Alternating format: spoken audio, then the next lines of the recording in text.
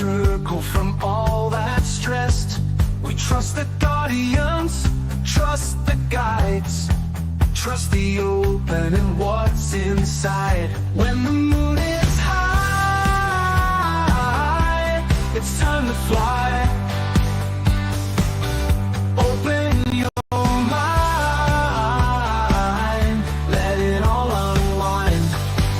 Let's get disengaged, time to engage. Turn another page, free from your cage. Get disenraged.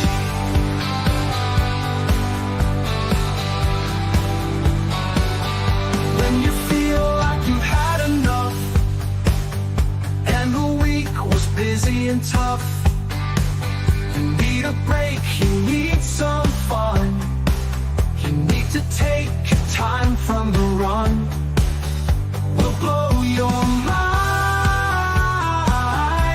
We're just in time. Seek and ye shall find. Time to unwind.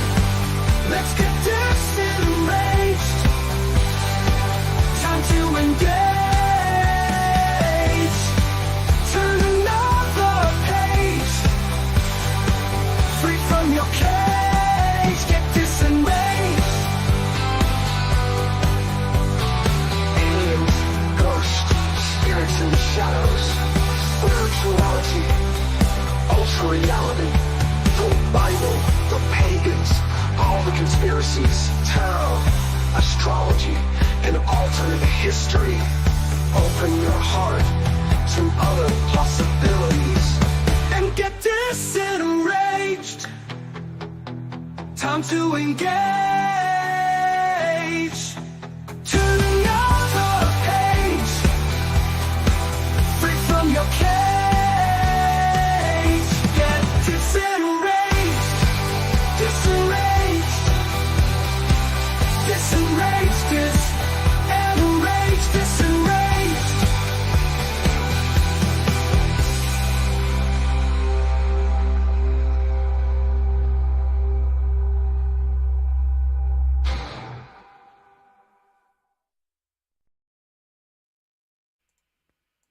Hello. Hello. Jennifer, this is my third stream of the day. Third You stream. have- I've been streaming since 5 o'clock. You're like the fucking streaming master today. Man, and this thing keeps happening where, like, I don't know why, like, I'm fine all day, and then as soon as I go live on the internet, I get something in my eye. Like, I mean, literally, it's happened, like, the last 3 streams. It happened yesterday, it happened on both streams today, and now Oh it's my happening again! Noah, no. What's That's going the on? worst. But I do have a surprise. You're really gonna boy. like it. Are you ready? I happen to have an extra bottle of wine left over from Thanksgiving, so I'm gonna get drunk. I I'm have gonna an extra get box. I'm gonna get drunk, and we're gonna watch a movie about the Anunnaki, and the southern accent might come out, who knows? Oh God. Okay, so fair warning, I have not seen this one all the way through. I've seen up to about the 48% mark. That's okay. It's a And cartoon. yeah, and I've seen that there's a third one. So I don't know if we want to keep going or not. Let's see, because I think the third one, I actually checked out the beginning of it, and it picks up right around the flood. Okay. Well, So I that's really where we're gonna end. I really here. enjoyed last week. I have to say, Thank you. because it was Anunnaki stuff I hadn't heard before. Because for people who missed it, we watched we're watching this movie about the Anunnaki, which is kind of like a theory of the origins of man. And so last week we watched kind of like basically what it is these aliens come to Earth and they colonize Earth and they create man as like a genetic experiment in order to create slaves to mine gold. And last week we watched the whole lead up to why were they looking to mine gold? Why did they come to Earth? The whole kind of inner politics of the alien world, but before that. And that was actually kind of cool because I didn't know that stuff. I only knew the part about they came to Earth and there was Enki and Enlil, and they made slaves out of man, and one of them wanted to keep the humans and one of them wanted to destroy the humans, and you know, that was all I really knew about the Anunnaki. And so now we've got some backstory. I think that's what most of us know is the Reader's Digest version. And so we're doing the deep dive. We're going way down. We're getting all up in their butts. And I loved I think my favorite part was the naked fighting when one guy bit off the other guy's that was stuff. yeah. No, I think the movie was a little unintentionally funny last week, and there were moments where it was just like, you got to be shitting me. He ate this was real. This actually happened. He swallowed a guy's dick, his whole junk, and it poisoned him, and we're not sure how that works. Because it took a long time to poison him, because then he went to Mars or some such shit, didn't he? For like 3 Shahs, which is like 9,000 years on Earth. So it was a long poisonous death after swallowing the penis. Don't do it. Now we know. Lesson. Never swallow. Never bite off a dick and swallow. That's it. We do need to learn these lessons in life, Jennifer, and what better to teach us than a cartoon? Or the masters of the universe, apparently. They learn from those who have gone before. Yes, this is where we come from, guys. This is our origin point. The giant aliens who are naked wrestling to figure out who controls the planet. And in the wrestling match, they bite off each other's cocks and swallow them. Just the one time. It was an act of desperation. These are our makers. Well, if you think about it, and a lot of, again, nobody knows exactly where the Emerald Tablets come from, which is what this is supposedly from. Yeah. It could also, and I think of it in biblical terms, it could have been figurative. Maybe he didn't actually bite off the dick. Maybe it was something else that stopped him from being able to continue his line. Figurative biting off of the dick. Yeah, because then he couldn't make any more sons, and there would be the king and who was it that got his dick bit off? Was it Enki? No, I think it was Anu. Anu got his dick bit off, and so he won't be able to have any more. He already had 2 sons, but still, that's kind of an insult. And now you can no longer make any children or enjoy yourself or anything. Haha. I've emasculated you. Although he didn't seem that upset about it. He was like, ha, now you're dead. Yeah, exactly. I think I would have been a little madder. I mean, he took one for the team, I suppose. Boy, howdy. Boy, did he. Yep. Let's see. Naruto's in with a super chat. Thank you, Naruto. I was watching a docu-series recently called The Files of the Unexplained, and one episode covered a planet called Mount Shasta, where supposedly a lost kingdom called Lemuria lives in secret. Do you know anything about that, Jennifer? I don't know about it being a planet. Mount Shasta is actually supposed to be in Africa. Lemuria is it was an archipelago that existed here pre-Atlantis. And in congruency with, and both societies were destroyed during the flood. So the Younger Dryas. Now, if someone is postulating that there's a whole nother planet, and that's what they're talking about, it wasn't here, that's fine. That's another theory. I haven't heard that. But yeah, I've heard, it's in Cali. I'm sorry. What was I thinking of? Shasta. That is in Cali. I'm thinking of, balls. I can't even, I could look it up. I don't know. It's the one where they say they found the ark. It's a blah, blah, blah. Sorry, not Africa. Forgive me. Yeah. So, or wherever it is. I don't know. It's somewhere on the earth. But yeah, so the Lemurian continent, or people say continent, it's an archipelago. I actually am very interested in that as well. Some people say there was Lemuria and Mu. Some people say Mu is a shortened version of Lemuria. Anyway, but I'm going on. All right. Thank you, Jennifer. Appreciate it.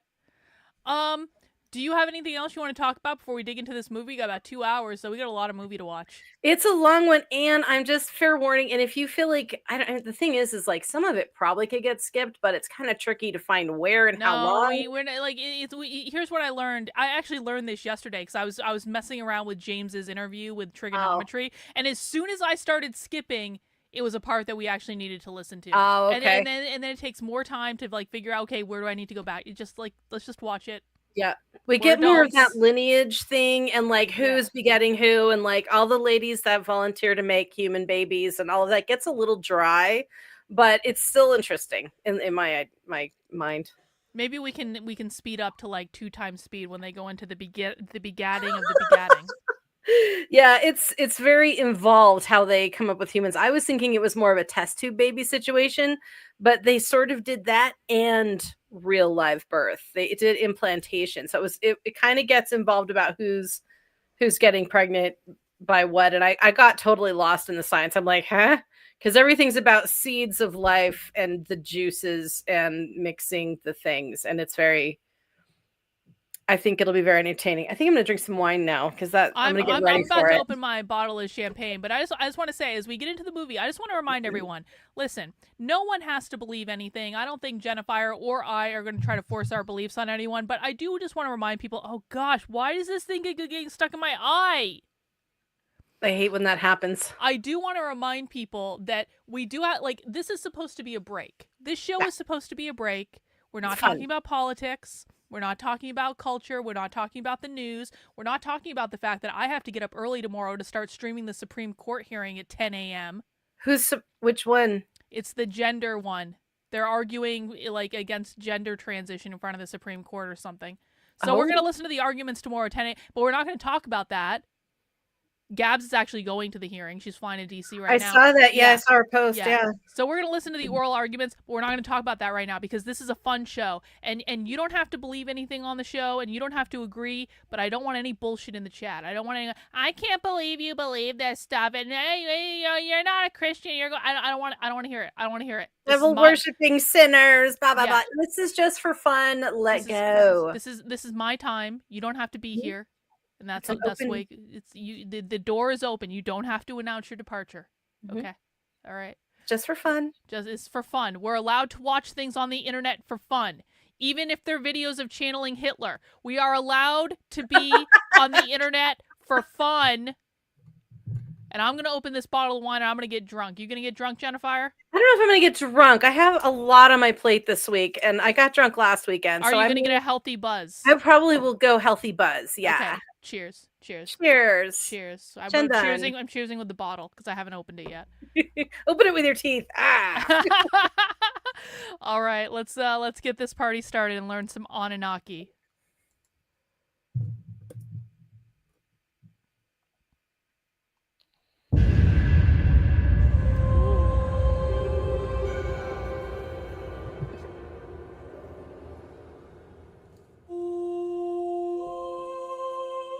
Oh, pause this right here. We can do the refresher, the Igigi. Remember, those are the giants that are the workforce on. Oh yeah. And they stand poised, seeking a resolution because they've been doing this for thousands and thousands of years, and they're on Earth, they're on Mars, they're hauling ore, they're shipping gold to Nibiru, and they're fucking tired. All the Anunnaki and the Igigi are sick and tired because, and especially Earth is going through a bit of a hot phase right now. And they're not designed for that. They don't do well in the heat. Yeah. So it's really taking a toll on them physically. It's not that they're like wearing out because they're just tired now and do it anymore. Like physically, it's becoming too hard for them to do it. So that's where we are. Ta-da! In the regions of East and South Africa, ancient Alkebulan. Essentially, they're in need of new workers to replace the aliens who don't want to do it anymore. And they found Homo erectus and Denisovans. So those are the races they say they've used.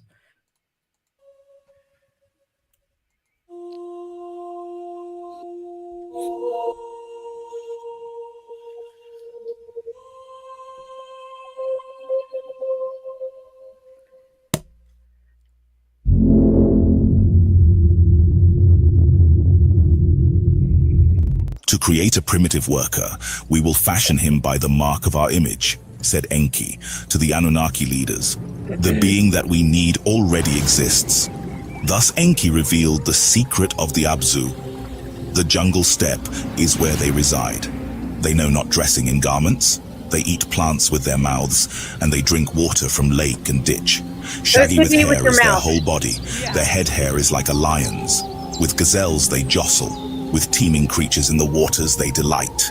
The leaders listened to Enki's words with amazement. No creature like that has ever in the Idin been seen. Enlil, disbelieving, said, "Eons ago on Nibiru, our predecessors like that might have been. It is a being, not a creature. To behold it must be a thrilling sight." Ninharsag said. To the house of life Enki led them. In strong cages there were some of the beings. At the sight of Enki and the others, they jumped up. With fists on the cage bars they were beating. They were grunting and snorting. No words were they speaking. Male and female they are, Enki was saying. Male hoods and female hoods they have, like us, they are already procreating. Ningish Zida, my son, has tested the fashioning of their essence. Akin to ours, it is, like two serpents, their DNA will be intertwined with our life essence. Our mark upon them shall be. A primitive worker shall be created, said Enki. Our commands he will understand, our tools he will handle. The toil in the excavations he shall perform. To the Anunnaki Igigi in the Abzu relief shall come. So was Enki with enthusiasm, saying, with excitement his words came forth. Enlil at the words was hesitating. The matter is one of great importance. On our planet, slavery has long ago been abolished. Tools are the slaves, not other beings. A new creature, beforehand non-existing, you wish to bring into being. Creation in the hands of the Father of all beginning alone is held. O was Enlil in opposing saying, stern were his words.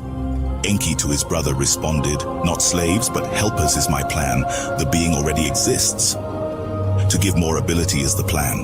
Not a new creature, but one existing more in our image can be made. Enki with persuasion said, with little change it can be achieved. Only a drop of our essence is needed. A grave matter it is not to my liking. Enlil was saying, against the rules of planet to planet journeying it is. By the rules of the earth coming, it was forbidden. To obtain gold was our purpose. To replace the creator of all beginning, it was not. After Enlil thus had spoken, Ninhursag was the one to respond. My brother, with wisdom and understanding has the creator of all beginning us endowed. To what purpose have we so been perfected, else of it utmost use to make? With wisdom and understanding has the creator of all our life essence filled. To whatever using of it we capable are. Is it not that for which we have been destined? So was Ninhursag's words to her brother Enlil. With that which in our essence was granted, tools and celestial chariots we have perfected, mountains with terror weapons we shattered, skies with gold. Hey, thanks, Renan. Renan says, sorry I wasn't able to add to your total during the other stream. I appreciate it, Renan. Thank you. We are healing, said Ninurta to his birth-giving mother Ninhursag. Let us with wisdom fashion new tools, not new beings create. Let by new equipments, not by slave beings, the toil be relieved, said Ninurta. To what destination does our understanding guide us? To that which we have been fate. So was Ningish Zida saying, with Enki and Ninhursag in agreement he was. What knowledge we possess, its use cannot be prevented. Ningish Zida, also known as Thoth, was saying, destiny indeed cannot be altered. From the beginning to the end it has been determined, said Enlil. Destiny it is, or fate it is, that to this planet we have brought gold from the waters, and the Anunnaki heroes excavated and toiled. Now a primitive worker we plan to create for further toil. That, my kinfolk, is the question. Thus, with graveness, said Enlil, is it destiny, is it fate? That is what deciding requires. Is it from the beginning ordained, or by us for choosing? To put the matter before Anu they decided. Anu before the council the matter was presented. The elders, the savants, the commanders were consulted. Long and bitter the discussions were, of life and death. Fate and words of destiny were spoken. Can there be another way the gold can be obtained? Survival is in danger. If gold must be obtained, let the new being be fashioned, the council decided. Let Anu forsake the rules of planetary journeys. Let Nibiru be saved at all costs. Okay, give it a From pause. Anu's palace, the decision to Earth was Go ahead. So, yeah, Reagan was asking if we aren't slaves, just helpers. Technically slaves, yes. But Yeah. what they're talking about is they have a moral problem with that. They don't approve of slavery.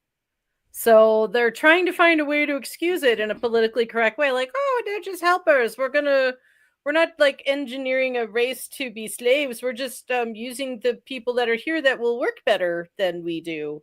So it's a little bit of a tap dance, a verbal tap dance. So a little column A, a little column B. They and the thing is, and I think the way that they do kind of try to excuse it, and you'll see this later, is they just treat them really, really well. So they feel less guilty because they actually have a really good life. They just work really freaking hard, I guess. Thank you, Jennifer, for the explanation. Enki was delighted. Let Ninhursag my helper be, of such matters understanding she has. Thus was Enki saying, at Ninhursag with a longing he was gazing, let it so be. Ninhursag said, let it so be. Enlil said as well. By Enugi was the decision to the Anunnaki Gigi in the Absu announced, until the new worker is achieved, to the toil willingly you must all return, he said. There was disappointment, rebellion there was not. To the toil the Anunnaki returned. In the house of life, in the Absu, how to fashion the being Enki to Ninhursag was explaining. To a place among the trees, Ninhursag he directed, a place of cages it was. In the cages there were odd creatures, their likes in the wild no one had seen. Foreparts of one kind they had, hind parts of another creature they possessed. Creatures of two kinds by their essences combined to Ninhursag, Enki was showing. To the house of life they returned, to a clean place with brightness shining they led Ninhursag. In the clean place, Ningish Zida to Ninhursag, the life essence secrets were explained. How the essence from two kinds combined can be, he to her was showing. The creatures in the tree cages are too odd, monstrous they are, Ninhursag was saying. Indeed so, Enki responded. To attain perfection for that you are needed. How the essences to combine. How much of this, how much of that to put together. In which womb conception is to begin, in which womb should the birth be given. For that your expertise and healing understanding are needed. The understanding of one who gives birth, a mother, is required. A smile on the face of Ninhursag there was. The two daughters by Enki she mothered, she well remembered. With Ningish Zida, she surveyed the sacred formulas that were secreted. How this and that were done of him, she inquired. The creatures in the tree cages she examined, the Homo erectus creature she contemplated. By a male inseminating a female are the essences transmitted, the two entwined strands separate and combine an offspring to fashion. Let a male Anunnaki and a earth hominid female from the Absu impregnate. From there, let a combination offspring be born, Ninhursag said. That we have tried, with failures it resulted. To her, Enki responded, there was no conceiving, there was no birth. Now this is the account of how the primitive worker was created. How Enki and Ninhursag, with Ningish Zida known as Thoth assisting, the perfect being was fashioned. Another way the admixture of essences to attain must be tried, Ninhursag said. The two strands of genetic essences shall combine another way. The portion that is from the earth must not be harmed. To receive our essence in slight graduations, it must be shaped from the formulas of Nibiru's essence. Only bit by bit could be attempted. In a crystal vessel and test tube, Ninhursag prepared a mixture by combining the eggs of a two-legged female Denisovan primate with Anunnaki seed. She then impregnated the primate female's eggs with the seed. Following that, Ninhursag reinserted the eggs back into the womb of the two-legged Denisovan female. This time there was conceiving, the two-legged primate was pregnant. A birth was indeed forthcoming. The allotted time for birth-giving the leaders awaited. With anxious hearts results were the Anunnaki leaders seeking. The allotted time arrived, but there was no birth-giving from the female. In desperation, Ninhursag a cutting in the female stomach she made, that which was conceived with tongs she drew out. A living being it was. With glee, Enki shouted, we attained. Ningish Zida with joy cried out. In her hands, Ninhursag the newborn held. With joy she was not filled. Shaggy with hair all over was the newborn, his foreparts like of the... Jennifer, Renan has a question, and I think you explained a little bit about this last time, but maybe we can do a refresher. How does this theory come to be? The whole shebang, the Anunnaki? The Anunnaki, the whole... Too long didn't read on how do we know all this? Well, there's the first thing comes from some Sumerian tablets.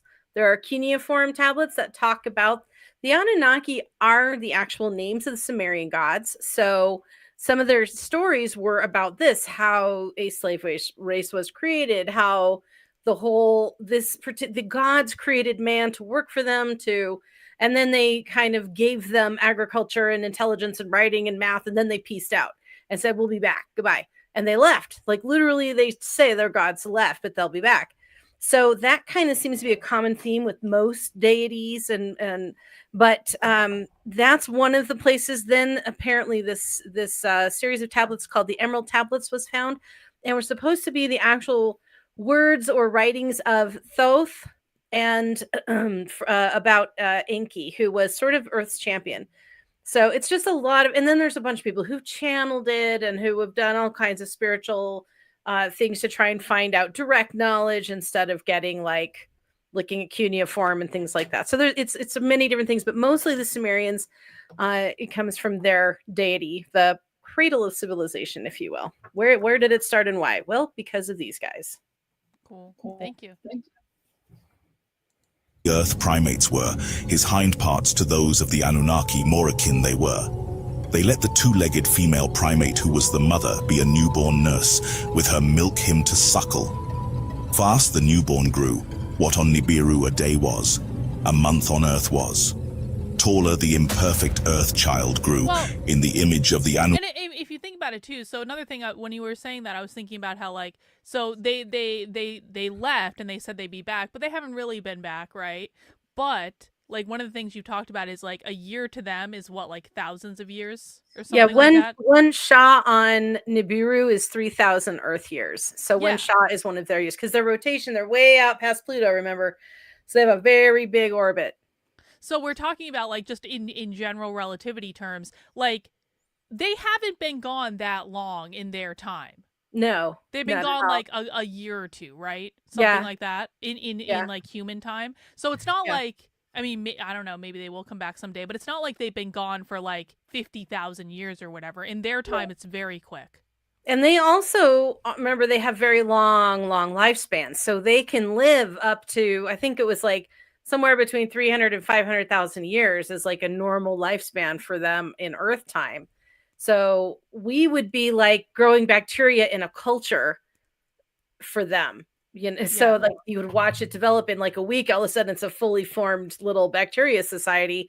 That's kind of how we are looking. We're not that stupid, obviously. We're not bacteria, but it's that quick. Yeah, we are baby beings in the relatively to the universe. Anunnaki he was not. His hands for tools were not suited. His speech only grunting sounds was. We must try once more, Ninhursag was saying. The admixture needs adjusting. With Enki and Ningishzida assisting, they repeated the procedures. The genetic essences in the test tubes. Ninhursag carefully, one bit she took from one bit she took out from another. Then in the crystal bowl in the house of life, the eggs of a two-legged female primate she then inseminated. There was conception. At the appropriate time there was birth-giving. This one more in the likeness of the Anunnaki was. They let his birth mother him suckle. They let the newborn to a child grow. Appealing he was by his looks, his hands to hold tools were shapen. However, his senses they tested, and they were found deficient. The Earthchild could not hear, his eyesight was faltered. Again and again, Ninhursag rearranged the admixtures of the DNA formulas. She took bits and pieces. One being had paralyzed feet, another his semen was dripping. One had trembling hands, a malfunctioning liver. One had hands too short to reach the mouth. One had lungs with breathing unsuited.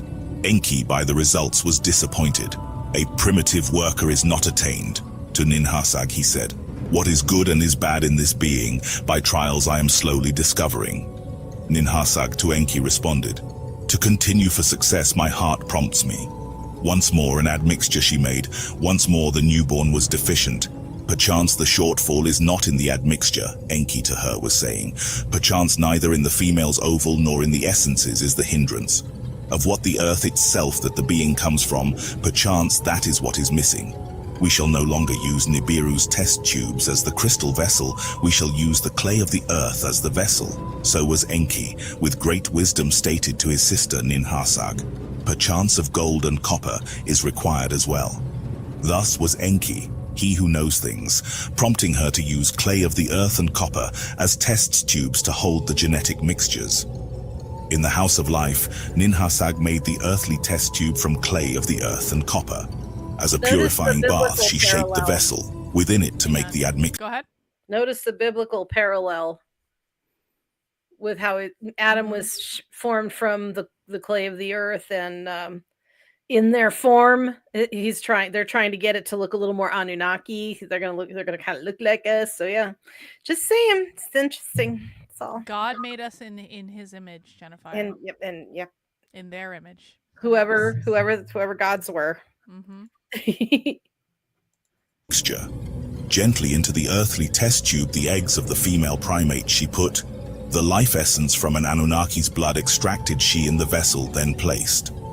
By the genetic formulas was the essence directed, bit by correct bit was it in the vessel added. Then the oval thus fertilized into the womb of the female primate she inserted. There is conception, Ninharsag with joy announced. The allotted birth-giving time they awaited. At the allotted time the earth female began to travail. A child, a newborn, was forthcoming. With her hands, Ninharsag the newborn extracted. A male it was. In her hands she held the child. His image she examined. It was the image of perfection. In her hands she held up the newborn. Enki and Ningish Zida were present. With joyful laughter the three leaders were seized. Enki and Ningish Zida were backslapping. Ninharsag and Enki embraced and kissed. Your hands have made it. Enki, with a gleaming eye to her, was saying, they let the birth-giving mother, the newborn, suckle. Quicker than a child on Nibiru grows, he was growing. From month to month the newborn progressed. From a baby to a child he was becoming. His limbs for the tasks were suited. Speech he knew not. Hang on. Of speaking he... These aren't lizard people. That's a different thing, right? Yeah, it is, but I love that he said lizard because I'm wondering if he watches Y-Files because that's what Hecklefish says. He goes, lizard people. Fair enough, fair enough. But that's a cute. completely different set of beings. Yes, it is. It's a different. These guys are not reptilian, as far as we know. That's a different bundle. Yeah, and they're talking about creating us. Yeah, we are not lizards. not lizards. He had no understanding. Grunts and snorts were his utterings. Enki the matter was pondering. What was done each step and admixture he considered. Of all that we had tried and changed, one thing was never altered. To Ninharsag he was saying, into the womb of the hominid female fertilized eggs was always inserted. Perchance this is the remaining issue and obstruction. Thus Enki said. Ninharsag at Enki gazed, with bewilderment she him beheld. What in truth are you saying? Of him she an answer required. Of the birth-giving womb I am speaking, Enki responded. In our image, and after our likeness to be, perchance an Anunnaki female womb is required. In the house of life there was silence. Words never before heard Enki was uttering. They gazed at each other, about what in each other's mind they were thinking. Wise are your words, my brother. Ninharsag at long last was saying, perchance the right admixture in the wrong womb was inserted. Now where is the female among the Anunnaki her womb to offer? Perchance the perfect primitive worker to create, perchance a monster in her belly she will carry. So was Ninharsag with a trembling voice saying. Enki then spoke and said, let Ninki, my spouse we shall inquire, she will fulfill this task. Enki said, let us call her to the house of life. The matter before her was laid out, and Ninki agreed. As Enki was turning to depart, Ninharsag put her hand on his shoulder. No, no, to Enki she was saying. The admixtures by me were made. Reward and endangerment should be mine. I shall be the one the Anunnaki womb to provide, for good or evil fate to face. Enki bowed his head. Gently he embraced her. So be it, to her he said. In the earthly test tube and vessel the admixture they made, the eggs of an earth hominid called Denisovan with Anunnaki male semen they put together. Then Enki inserted the fertilized egg into the womb of Ninharsag, and there was conception. The pregnancy, by an admixture conceived, how long will the pregnancy last? To each other they wondered. Will it be 9 months of Nibiru, or will it be 9 months of Earth? Ninharsag was giving birth to a boy child. On the 10th month, Ninharsag conceived. Enki held the boy child in his hands, the image of perfection he was. He slapped the newborn on his hind parts. The newborn uttered proper sounds. He handed the newborn to Ninharsag. She held him up in her hands. My hands have made it. Victoriously she shouted. Now this is the account of how Adamu, known as Adam by name, was called, and how Tiamat, also known as Eve, as a counterpart female for him, was fashioned. The newborn's visage and limbs... Okay, so we just got Adam and Eve then. This is Adam and Eve. Yep. And they're black. And they named Tiamat after Eve. I don't know how like Adamu and Adam sound like, I get it. That's kind of a shortening of, but Tiamat and Eve, I'm not sure what, I don't see how those correlate, but I do remember that Tiamat is the great draconian queen who originally discovered the third planet, also known as Earth. So they named her for that lady. Leaders carefully examined. Of good shape were his ears, his eyes were not clogged, his limbs were proper, hind parts like legs, fore parts like hands were shaped. Shaggy like the wild ones he was not. Dark black his head hair was, smooth was his skin, smooth as the Anunnaki skin it was, like dark red blood was its color, like the clay of the Abzu was its hue. They looked at his malehood. Odd was its shape. By a skin was its foreparts surrounded. Unlike that of Anunnaki malehood it was, a skin... Carlin's 12 now. Men have oddly shaped intimate parts with skin wrapped around. From its forepart was hanging. It's the dangly bits. They're even saying dicks look weird in this movie. This is the best movie. I'm sorry. Like, because dicks do look weird. They are funny. Well, They now do. I want to know, like, what do the Anunnaki dicks look like that they think theirs I are so know. much better? I was just thinking the same thing. Are they preemptively circumcised or something? Are the Anunnaki just like inherently Jewish? They could. Well, they may not have foreskins. Maybe they're. I mean, I don't know if you've ever read any alien erotica, but there's some interesting dicks out there. I have not had that pleasurable experience, Jennifer, but perhaps I will someday in the future when you publish it. Already done, bitches! If anyone wants to read alien erotica, they can get Jennifer's book on Amazon. Alien Bond. It's a novella, so it's not long. It's just a quickie. Yo. It's about See. 70% intimate scenes. I need to just give up socialism on the internet and write erotic fiction. That's going to be my next career path. I'm going to write erotic fiction and make slime, and that's it. It's so much more fun. And you know what? In order to perfectly and accurately and consistently describe, my alien's name is Elia. In order to describe his member, if we will, I drew it, actually. You drew it? What does it look like? Can you show us? Oh my God. I'm not even sure where I put it. You don't have it hanging up somewhere? I would frame it. I don't have it hanging I would up. frame it. I would frame it as inspiration for all future alien erotica. It might be in. I think I've got it. Hold on. I want to see the alien dick. Hold on. I showed this to my. Oh yeah, I have it. Yeah. Okay. Let's see it. I want to see alien dick. Show it.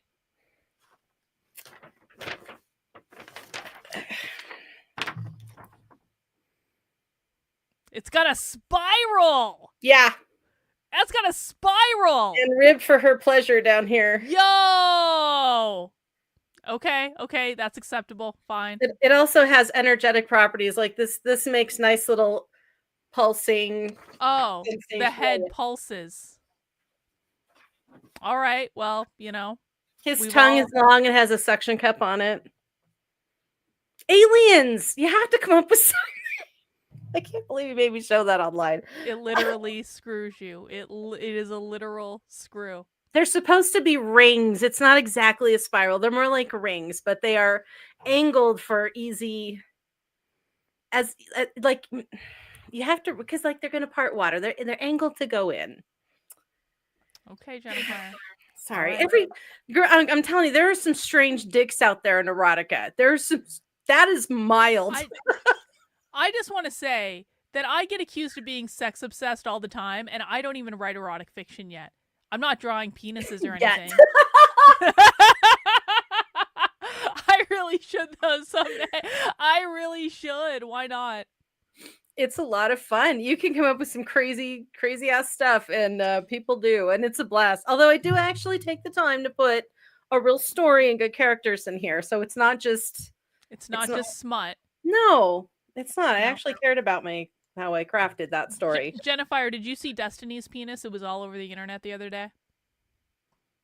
Oh Do you know who God, was it? Yeah, I Yes, know it who was. he is. Yes, yeah. Yeah. So, Why? so you didn't hear about this? Okay, so No. break. I know we're watching a long movie. But we're gonna have a little gossip break. Destiny's porn got leaked off of his phone. Why do people do this to And themselves? and there were so many videos of him jacking off and Oh. coming, and there were videos of him eating his then wife's ass and going down on girls and having sex with girls, and then there was videos of him giving blowjobs to boys. John just sent me an image and I'm scared. And Destiny's penis is ugly. It is ugly and misshapen.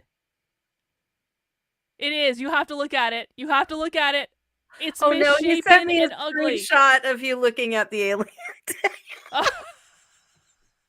Well, send that to me. But Destiny's penis, Destiny has a condition where his foreskin is too tight to come down over his penis, and so it just looks like a misshapen fucking mushroom, and it's really small, and it's like got a weird it's just weird. It's the weirdest dick I've ever seen before. I was like, "Oh, that's unfortunate."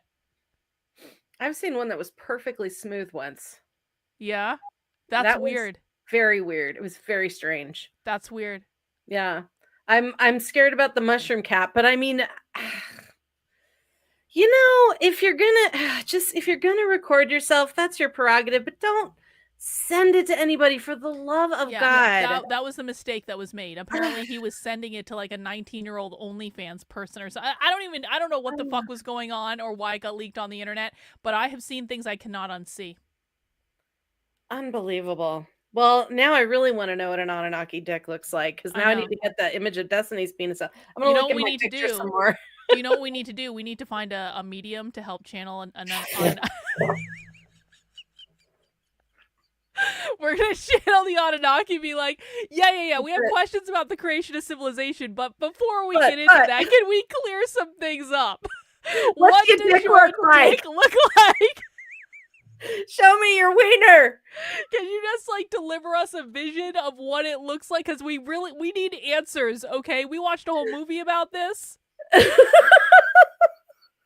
They made fun of man wieners, and you literally crafted those. So I want to know what yours looks like, there, Mr. Fancy. Exactly. I think that's a fair question for Anunnaki. Well, and on that, what does the chick look like? I mean, I go on to describe what the females of this race look like too. Women also look ridiculous, by the way. Everyone looks ridiculous when they're naked. Everyone. It's God's practical joke. Disagree, but that's okay. Everyone looks ridiculous. All right, let's get back to our movie. We wasted enough time talking about sex. There's always time for dick. There's always time for dick. Okay, let's keep going. Okay, thank you, Jennifer.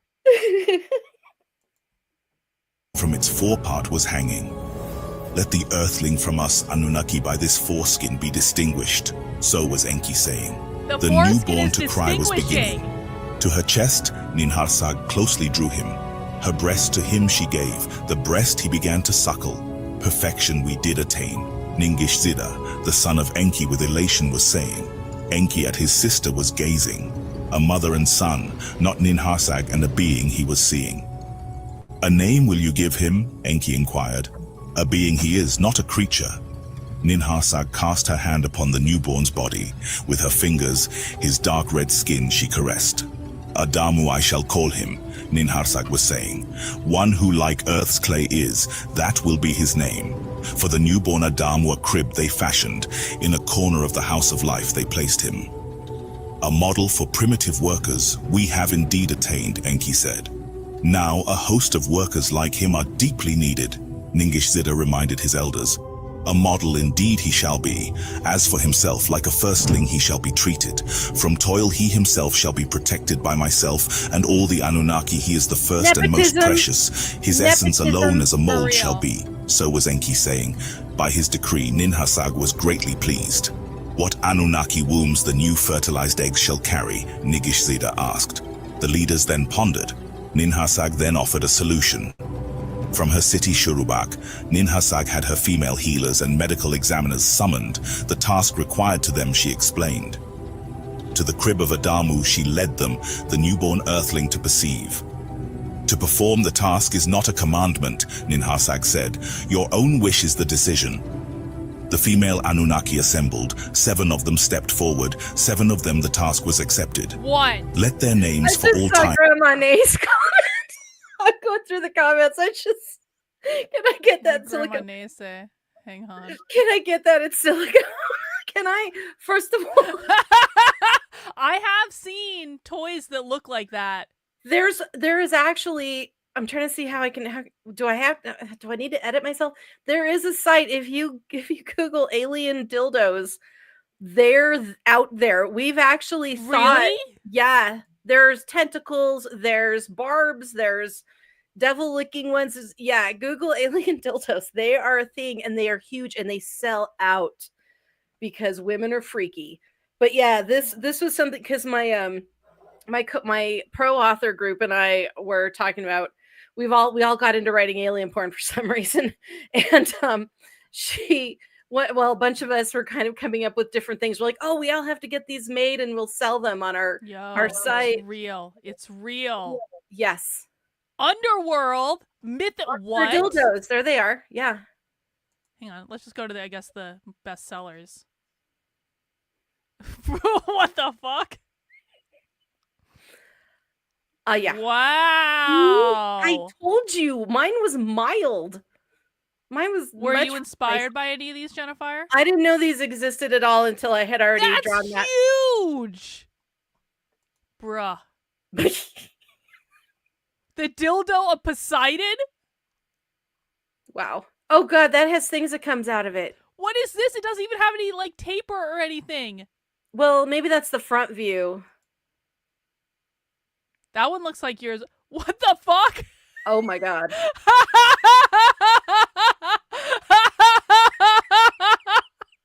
I can show this, Reddit. Demonetized. Who cares? We get like 3 views of it. Who cares? Like, I'm gonna make like 37 cents on this, so this is totally worth it. I'm willing to take this hit. Oh, God, we're up to like 500 or 600 views on the first one. Well, okay, yeah, fine, but still, it doesn't like. I will trade the $3 and the dark daddy dildo. What the? I want to know what the ovipositor thing that's going on here. The breeder dildo. What is that? Yeah, look at that. I wonder if that's like Benoit balls or. But it's not on a little thing or anything. Yeah, but did you ever see Priscilla, Queen of the Desert? No, I successfully avoided watching that movie. Okay, if anybody has seen Priscilla, Queen of the Desert, you know the ping pong ball scene. It's basically it's one of those. I understand. Shoot them out when the reference. Yeah. Oh, look, they have suction cups. You could do it on a wall, just like Underworld. We need to. Oh, this one moves. Oh God. Yo, look at that. Satan's furry dildo. We just lost our entire on there. Like, what the fuck? I'm concerned about look at this with the little nub. Oh, that's your that's for your nub the other one. It's your nub stimulator. Yeah. Yeah. We're doing Anunnaki right now. Sorry. This is not a wholesome stream. It was never meant to be. It has a claw. Oh my. I mean, I imagine once you get into this kind of shit, you do need to escalate at some point. I would think so. Oh. Hang on. We are committed now. We're looking. I don't think that skinny one is for the main hole. No, that's not for the main hole. That's for the other one. Mm-hmm. Look at this one. It's like a little claw thing. See, I'm scared about the one that's got all the teeth on it. Wait, you just went past it. This one? No, go down. Or that one, this green. One, like the little. Oh, yeah, that one. Oh. I like the underwear. Yeah, that we're bleeding viewers, but I don't really care. I don't really care. Listen, if you can't hang with us to look at alien dildos, like you can't hang with us, okay? Carlin's had a long day. She deserves this. Exactly. Look at these ones made out of stone. Oh. Like a stone monster. Look at this one's got little feet. Those you can get those as little sculptures. They're like everywhere. They're kind of cute, actually.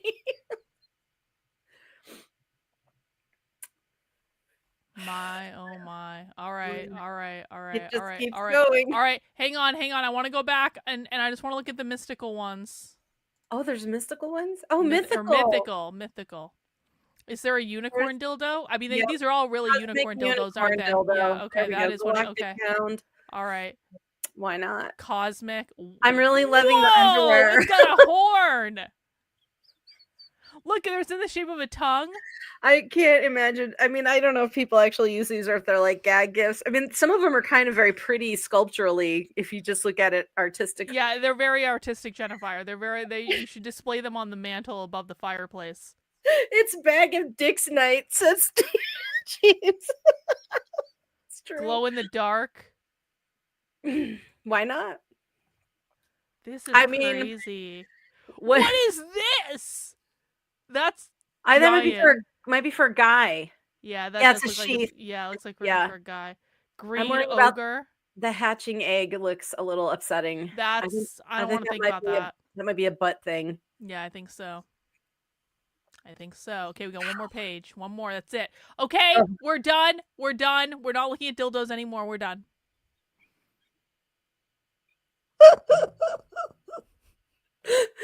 Did you have a favorite, Jennifer?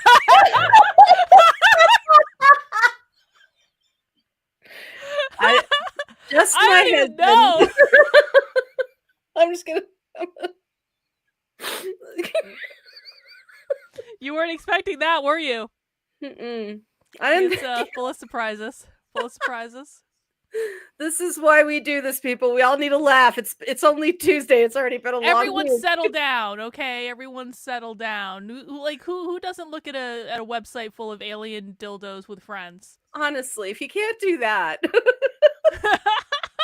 All right, we're returning to the movie now. The viewers are coming back, or they heard about the dildos and they just showed up and they're disappointed. All right, moving on. And be remembered, Ninharsag to Enki was saying, their task is heroic. By them a race of primitive workers shall come into being. The 7 Anunnaki females, soon to be mothers to the new race of Earthlings, stepped forward. Each one, her name was announced. The names Ningish Zida promptly recorded. Ninima, Shuziana, Ninmada, Ninbara, Ninmug, Musardu, and Ninguna. These were the names of the 7 who by their own wish-birth mothers were to be. Earthlings in their wombs to conceive and bear, primitive workers to create. In 7 test tubes of the clay of the earth were made. Ninharsag ovals of the Homo erectus female were placed.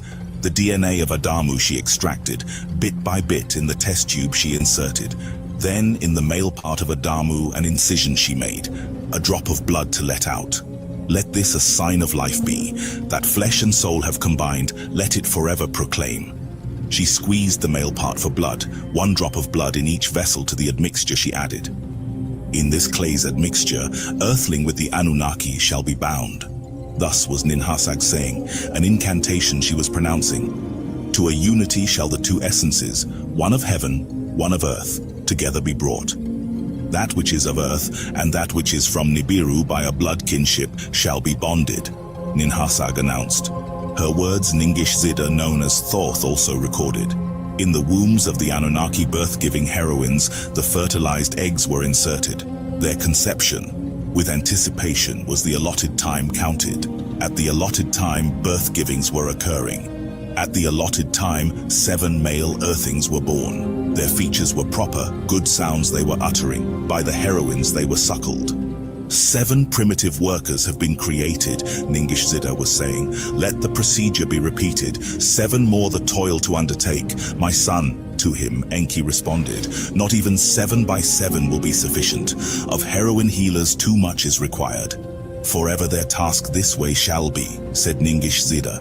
Indeed, the task is too demanding. Beyond enduring it would be for them. Ninharsag to them said, female workers we have to fashion then. Enki said, for males counterparts they shall be. Let them know each other. As one flesh the 2 to become, let them by themselves procreate. They will be fruitful and multiply. To the primitive worker, females by themselves give birth. Anunnaki females will be relieved. The genetic formulas you must change from male to female adjustment must be made. So did Enki say to Ningishzida. For a counterpart to Adamu to be fashioned, in the womb of an Anunnaki female conception is needed once again. So did Ningishzida to his father Enki in responding say. Enki at Ninhursag his gaze directed. Before she could speak, he raised his hand. Let me this time Ninki my spouse summon. With strong voice he said, if she is willing, let her the mold for the female earthling create. Then to the Abzu, to the house of life, Ninki, one of the spouses of Enki, was summoned. They showed her Adamu, all that matters to her they explained. Of the task that is required they gave explanations. Of success and dangers were told. By the task, Ninki was fascinated. Let it be done, she to them said. By the genetic formulas Ningishzida had adjusted, and the admixture of the fertilized oval was inserted into the womb of his spouse. With much care he did it. There was conception. In the allotted time, Ninki was in travail. A birth there was not. Ninki the months counted, Ninhursag the months counted. The 10th month, a month of evil fates, they began to call. Ninhursag, the lady whose hand wombs has opened, with a cutter and incision made. Her head was covered, on her hands protections she wore. With dexterity the opening she made, her face at once was brightened. That which in the womb was from the womb came forth. A female birth was given. To Ninki with joy she shouted. The newborn's visage and limbs they carefully examined. Of good shape were her ears, her eyes were not clogged, her limbs were proper. Hind parts like legs, fore parts like hands were shaped. Shaggy she was not. Like beach sands was the hue of her head hair, her skin smooth was, as that of the Anunnaki in smoothness and color it was. Ninhursag the girl child held in her hands. She slapped her hind parts, proper sounds the newborn uttered. To Ninki, the spouse of Enki, she the newborn handed, to be suckled, nourished, and raised. A name will you give her? Enki of his spouse inquired. A being she is, not a creature. In your image she is, and after your likeness perfectly she is fashioned, a model for female workers you have attained. Ninki cast her hand upon the newborn's body. With her fingers, her skin she caressed. Tiamat let her name I be. just want to point out that even in alien cultures, there is male and female, and there are two, and there are only two. There are no non-binary, there are no Zim-Zers or Z-Zers or Fey-Fairs or any of these other bullshit. There's two, and there's masculine and there's feminine, and that's all there is. The mother of life, Ninki was saying. Like the planet and queen of old, of which the earth and the moon kingi were fashioned, let her be called. From her womb's life essences, other birth givers shall be molded. To a multitude of primitive workers, she thereby life will be giving. Thus was Ninki saying, the other's words of concurring uttered. Now this is the account of the two first earthlings, Adamu known as Adam and Tiamat, known as Eve in the Eden.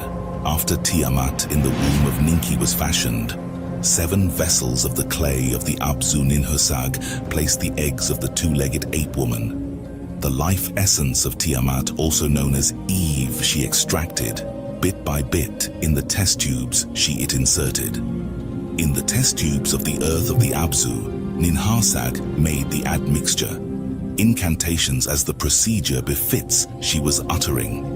In the wombs of the birth-giving heroines, the fertilized ovals were inserted. There was conception, and at the allotted time, birth-giving occurred. At the allotted time, 7 female earthlings were born. Their features were proper, good sounds they were uttering. Thus were 7 female counterparts for the primitive workers created. 7 male and 7 females after the original Adam and Tiamat, also known as Eve. After the earthlings were thus created, let the males and the females inseminate. Let the primitive workers by themselves offspring beget. So was Enki to the others saying, after the allotted time, offsprings had offspring will have offsprings. Plentiful will be the primitive workers' numbers, and the toil of the Anunnaki they shall hear. Enki, Ninki, also known as Damkina, Ninhursag and Ningishzida were joyful. The fruit's elixir they were drinking, the Anunnaki created cages in the Eden among the tall trees they placed them. Let them together grow up, malehoods and femalehoods they will have. Let the males the females inseminate, let them by themselves offspring beget.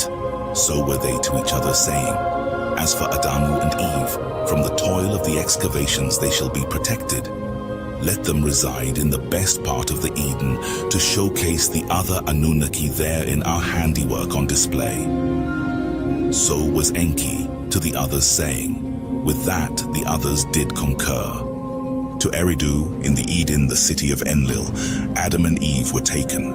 An abode in an enclosure for them was built, to roam therein they could. The Anunnaki of the Eden came to see them, from the landing place they came. Enlil came to see them. By the sight his displeasure was diminished. Ninurta came to see them. Ninlil did as well. From the waystation on Mars, Marduk the son of Enki also came down to see. It was a sight most astounding. A wonder of wonders it was to behold. Your hands have made it, the Anunnaki to the fashioners were saying. The Igigi who between Earth and Mars shuttled were also all agog. Primitive workers have been fashioned, our days of toil to finally end. So were they, all saying. In the hard toils of Abzu, the newborn earthlings of the 7 Anunnaki mothers were growing. For their maturing, the Anunnaki were anticipating. Enki was the supervisor. Ninharsag and Ningishzida also came. In the excavations, the Anunnaki were grumbling. Patience to impatience gave way. Inugi, their overseer of Enki, was often inquiring. For primitive workers, the outcry he conveyed. The circuits of Earth grew in number. Maturity of the earthlings was overdue. No conceiving among the females was observed. There was no birth-giving. By the cages among the trees, Ningishzida, also known as Thoth, made a couch of grass for himself.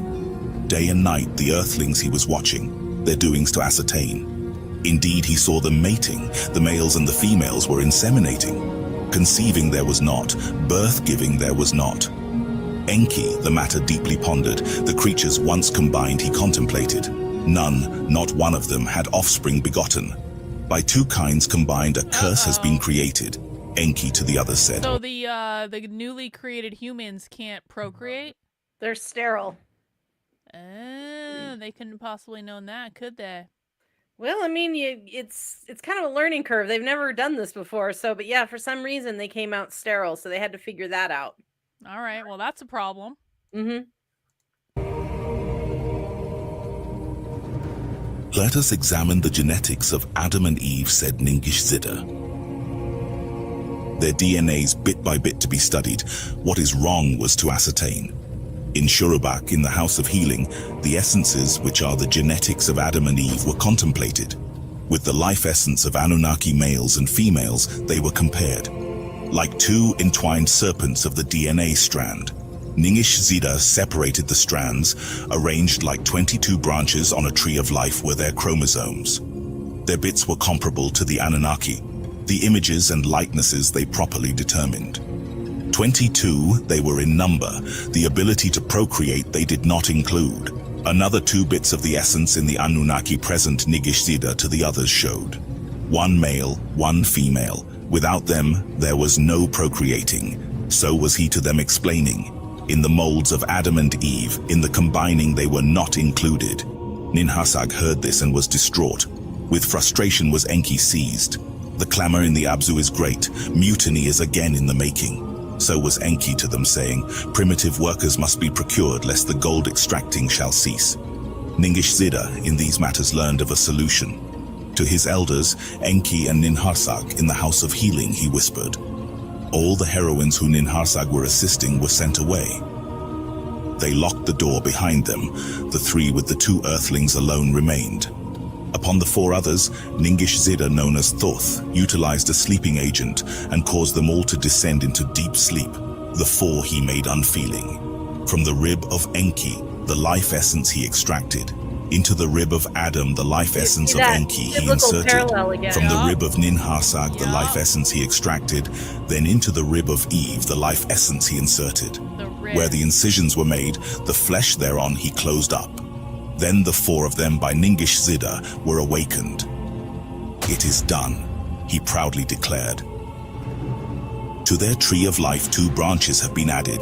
The genetic components of the Anunnaki intelligence have been added, requested by Lord Enki, with procreating power. Their life essences are now entwined. Let them freely roam, as one flesh let thorn knots each other, Ninharsag was saying. In the Eden's gardens, all of them, including Enlil, agreed to have Adamu and Tiamat, also known as Adam and Eve, freely roam and reside in Eden for display and observation. At this location, Enlil entrusted his brother Enki with the task of issuing a decree among the Anunnaki.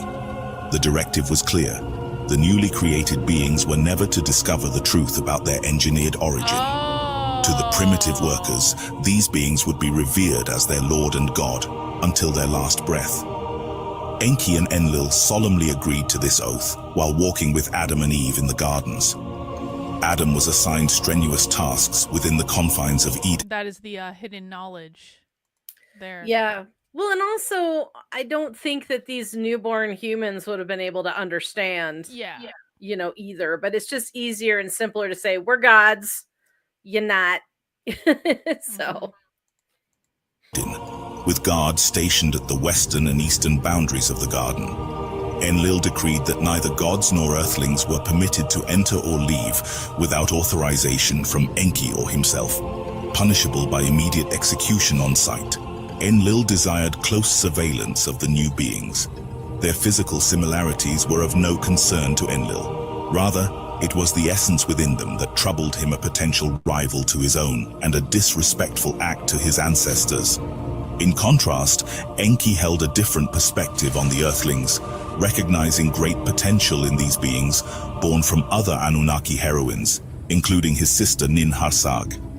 Known as the wisest of princes, Enki's open-mindedness stemmed from his study of the cosmic arts of the Tier, 3 ascended masters in the 6th densities. As a non-heir to the throne due to his concubine mother, Enki had the freedom to explore activities that led him to other worlds, acquiring knowledge and wisdom of the universe's secrets. This upbringing made him more compassionate than his younger brother Enlil, who was burdened since childhood with the prospect of one day shouldering the responsibilities of kingship, if their father Anu ascended to the throne of Nibiru alongside his full-blood reptilian mindset. Enlil observed that some of the early Earthlings had no grace and had rebellious edges. He asked his brother to modify a genetic code to enhance worship to them as their divine superiors and creators. Secretly in his laboratory, Enki's compassion and wisdom stirred him to gift humanity the power to turn on or off this worship gene at their own volition, following the supplementary worship element. Enki pondered in his abode. Engineer and master, yes he was, but creator he was not. The true creator, Enki believed, was the one who planted these beings on this planet. Still primitive, the being was not civilized in full intelligence. Spoke it did, but was short with words. Adamu and Eve had only the keen to worship, procreate and work, but were unknowingly slaves. Then, from henceforth, Enki promised himself he could no longer bear the burden of deception to them. Destiny beckoned on the day when Adam's work in the garden took him away from Eve. Alone, Enki's eyes met Eve's near the House of Life. In tones of love and compassion, he divulged the forbidden truths, revealing that they were cosmic kin, not creations of the Anunnaki, but living beings. He disclosed that they possessed immortal souls and had special genes in their blood, granting them greater power than their creators once activated. This revelation shattered the illusion of godhood, and Eve's worship gene component was deactivated, exposing the Anunnaki's masquerade to Eve and the knowledge of good and evil. Upon Adam's return, Eve shared the forbidden knowledge, causing them both to have a cognitive dissonance and fear. Fleeing, they concealed their nakedness beneath veils of leaves, evading the vigilant gaze of angelic guards. News reached Enlil, also known the Lord Satan of the Eden. In the cool of the day, Enlil in the orchard was strolling, the shade he was enjoying in Eden. Expecting to see Adam and Eve, wandered deeper into Eden and called unto Adam and said, "Where art thou?" Enlil encountered Adam and Eve hiding near a tree and bushes. leaf aprons on their loins, Enlil noticed. In his physical presence, their once loyal eyes now sparkled with newfound knowledge and defiance. Of their nakedness was the first they became aware. Then of malehood and femalehood they were knowing. Eve made leaves for aprons to cover their parts, from the wild beasts to be distinguished. The Lord God Enlil declares punishment to them both, for the divine Anunnaki gods were to be only in cloth, and not the earthlings. Enlil, enraged to this incident, wanted to have words with his brother Enki. The matter of procreation Enki to Enlil explained. The 7 and 7 had failed. To Enlil he admitted. Ningish Zida, the life essence he examined, and an additional combining was needed. Enlil then furthered said that Enki has given Adamu and Tiamat the knowledge of good and evil. What if they shall put forth their hand also to take the fruit from the tree of life that we grow and eat and live forever as we do? Like us gods they will be. Go ahead.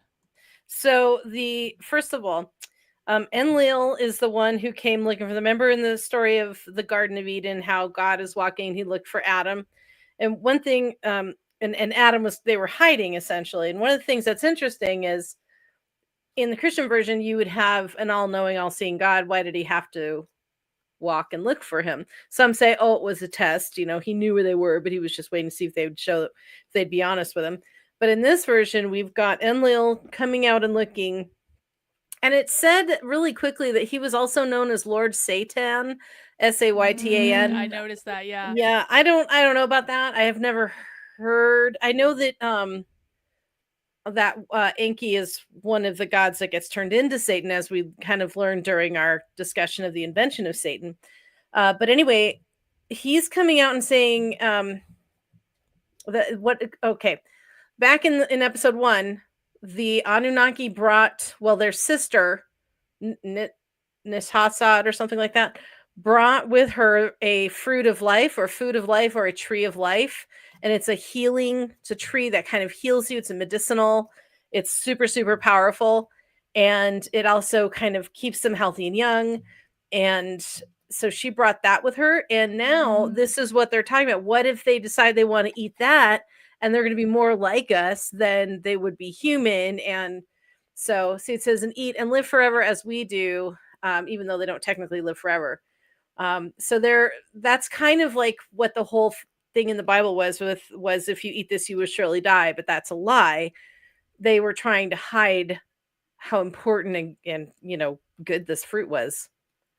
That makes sense. Yeah. To the Abzu, away from the Eden, let them be expelled. So did Lord God Enlil the command decree. From the eastern part of Eden to the Abzu, Adamu and Tiamat, also known as Adam and Eve, were expelled. In an enclosure among the trees and caves, Enki placed them. To know each other, he left them. In a hut Adam and Eve dwelled. 7 days they stayed, shedding tears abundant, regretting expulsion from the kingdom. After 7 days, hunger struck. Eve told Adam, "Arise, my lord, search for food for us, while waiting to try, who knows, for the Lord to accept us and back to paradise take us."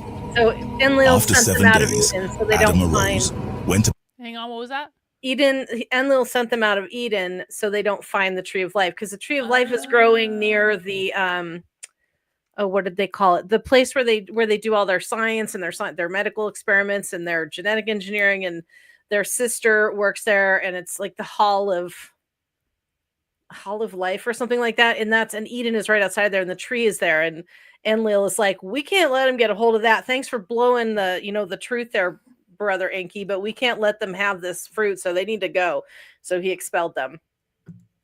about the earth's face, found no food like the paradise gardens of Eden. Adam to Eve replied, "A death we face." Eve told Adam, "Oh, if dead I were, God would have accepted you in paradise." Adam to Eve replied, "A great anger upon all creatures lies. I know not, because of me or you." Eve to Adam replied, "My lord, if wise you think, kill me, so exterminated from God's sight and angels. Let God's anger cease, which happened because of me. Bring you back to paradise." Adam replied, No, no, mention not, lest God another judgment send upon us. How raise my hand, 'cause own flesh to suffer? Then Eve told him, Arise, seek vegetables, lettuce. And they found nothing tasting like paradise tree fruit. Eve told him, God created that for beasts, but our food, the Lord God's angels live by. Now come, repent in penitence for 40 days, so God may pity us and give us better food than dumb animals, lest like them we become. Together they laid, and Tiamat, also known as Eve, bore children in her belly. With joy did the great god Lord Enki see what Ningishzida, his son, had done come to be. With children Eve was. Ninharsag came to watch the birth and bring them to more heavenly abode in the Abzu. Enlil was displeased. A son and a daughter, twins, the earth beings, were born. With wonderment did Ninharsag and Enki watch the newborns. How they grew and developed was a marvel. Days were as months, months to earth years accumulated. By the time Adam and Eve had other sons and daughters, the first ones were by themselves procreating. Before one Shar of Nibiru had passed, the earthlings were proliferating. I don't know where else they'd go, you know. With understanding were the primitive workers endowed, of commandments they were comprehending. To be with the Anunnaki. We are all children of incest, Jennifer. We are all children of incest. It's looking that way. Well, but the seven men and 7 women were all born of different mothers. So, and I don't know, I'm not sure where the cosmic spoo came from, if it was one donor or all the like they don't really talk about all the different donors that donated to the fertilization of the egg. She just called it the admixture. So they are not technically, they're not technically related. Only Adam and Eve are, because they both came out of Ninharsag. So some of us aren't necessarily. They just have to find each other so they can quit inbreeding. A task, indeed. They were eager. For food rations they toiled well. Of heat and dust they did not complain. Of backbreaking they did not grumble. Of the hardships of work, the Anunnaki of the Abzu were relieved. The vital gold to Nibiru was coming. Nibiru's atmosphere was slowly healing. Earth mission to the satisfaction of all was proceeding.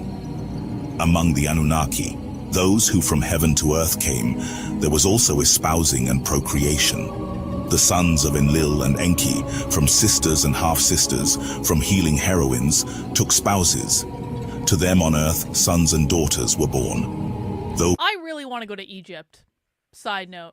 Oh, really God, yeah. Egypt. That'd be spectacular. Do you want to go on an Egyptian tour somewhere?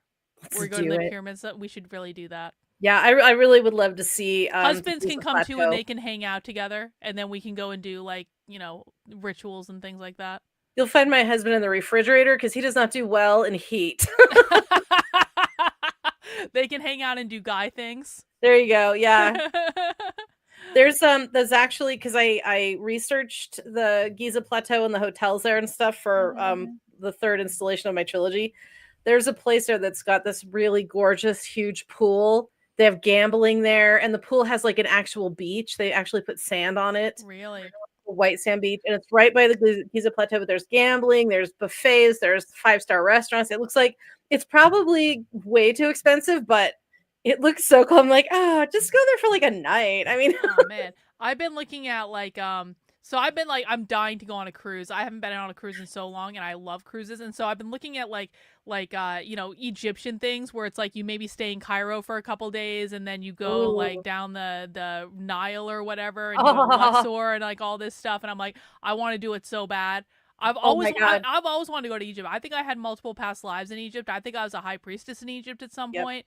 Me too. Many of us were there. Yeah. They were there for 1,000 years or so. So yeah. I once had a very distinct vision, and it was actually like, I so rarely get just like really clear visions of my that they really stick out when I do. And so I was working with this shaman, the one I went to Peru with to do ayahuasca, and it was like maybe a year later or something like that, I got a really distinct vision of like us being in a temple of some sort, and I was the high priestess and he was the student. Neat. And I was like, isn't that kind of cool? Because like I was his student in this lifetime, but like he was my student in the past lifetime. Well, given how long these ancient societies were around and how short humans live, probably the majority of us have had lives as Romans, as Greeks, as Egyptians, as Sumerians and Celtics, and so on and so forth. Vikings, like Chinese, ancient Chinese culture, and the ancient warring clans of Japan. We could have done all the things. I mean, been everywhere and done multiple lives. It's a long stretch of time for little human lifespans. Man, we got to work on that. We got to like the real community retreat is going to be in Egypt on a cruise down the Nile. Start saving your pennies now. Saving now.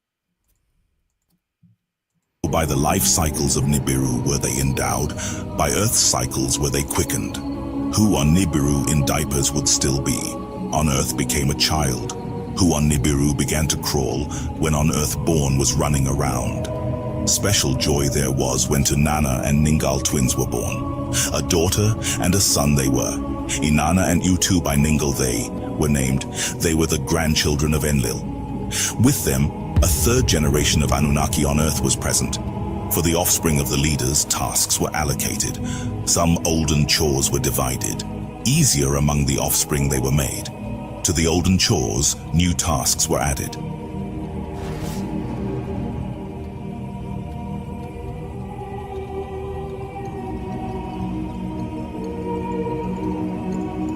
Rejuvenation favor. Avatar. Okay.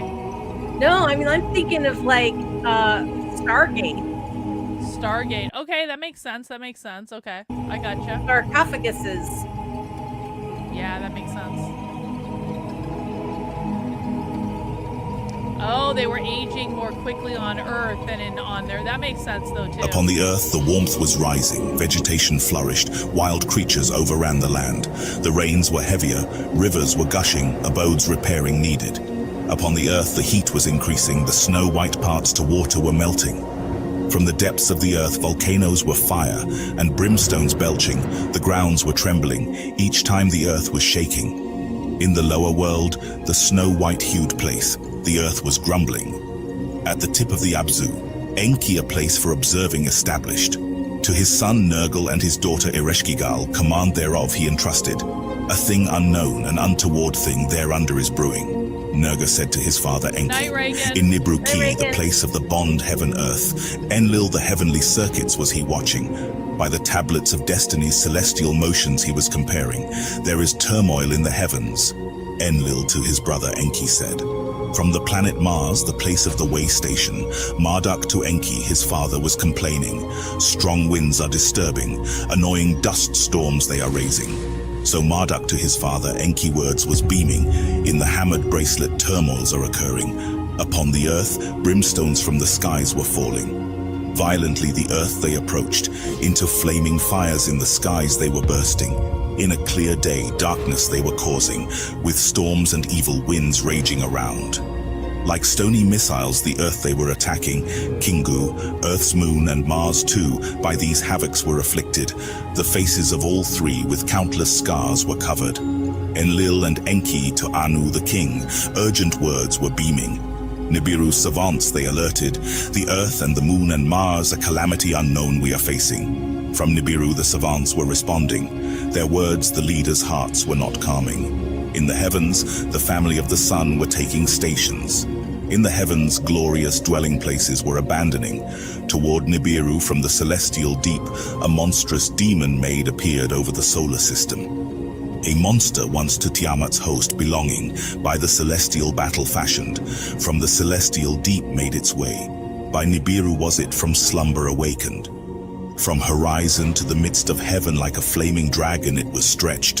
1 league was its head, 50 leagues in length it was, awesome was its tail. By day the skies of earth it darkened, by night upon the face of the moon a spell of darkness it cast. To her brothers, the celestials, Mars for help was calling. Fierce was the encounters of the ancient piece of Tiamat, straying towards the solar system cause of disruption. A tempest of clouds upon the moon was raised. By its foundations was the moon shaken. From the impact did the moon quake and shake. Then the heavenly havoc was calmed. The great beast to its distant abode in the deep was returning.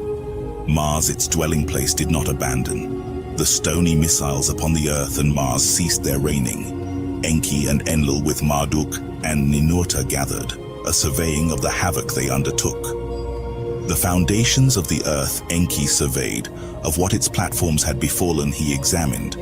The depths of the oceans he measured, in Earth's far corners the mountains of gold and copper he scanned. Of the vital gold there will be no shortage, this was Enki saying. Go ahead.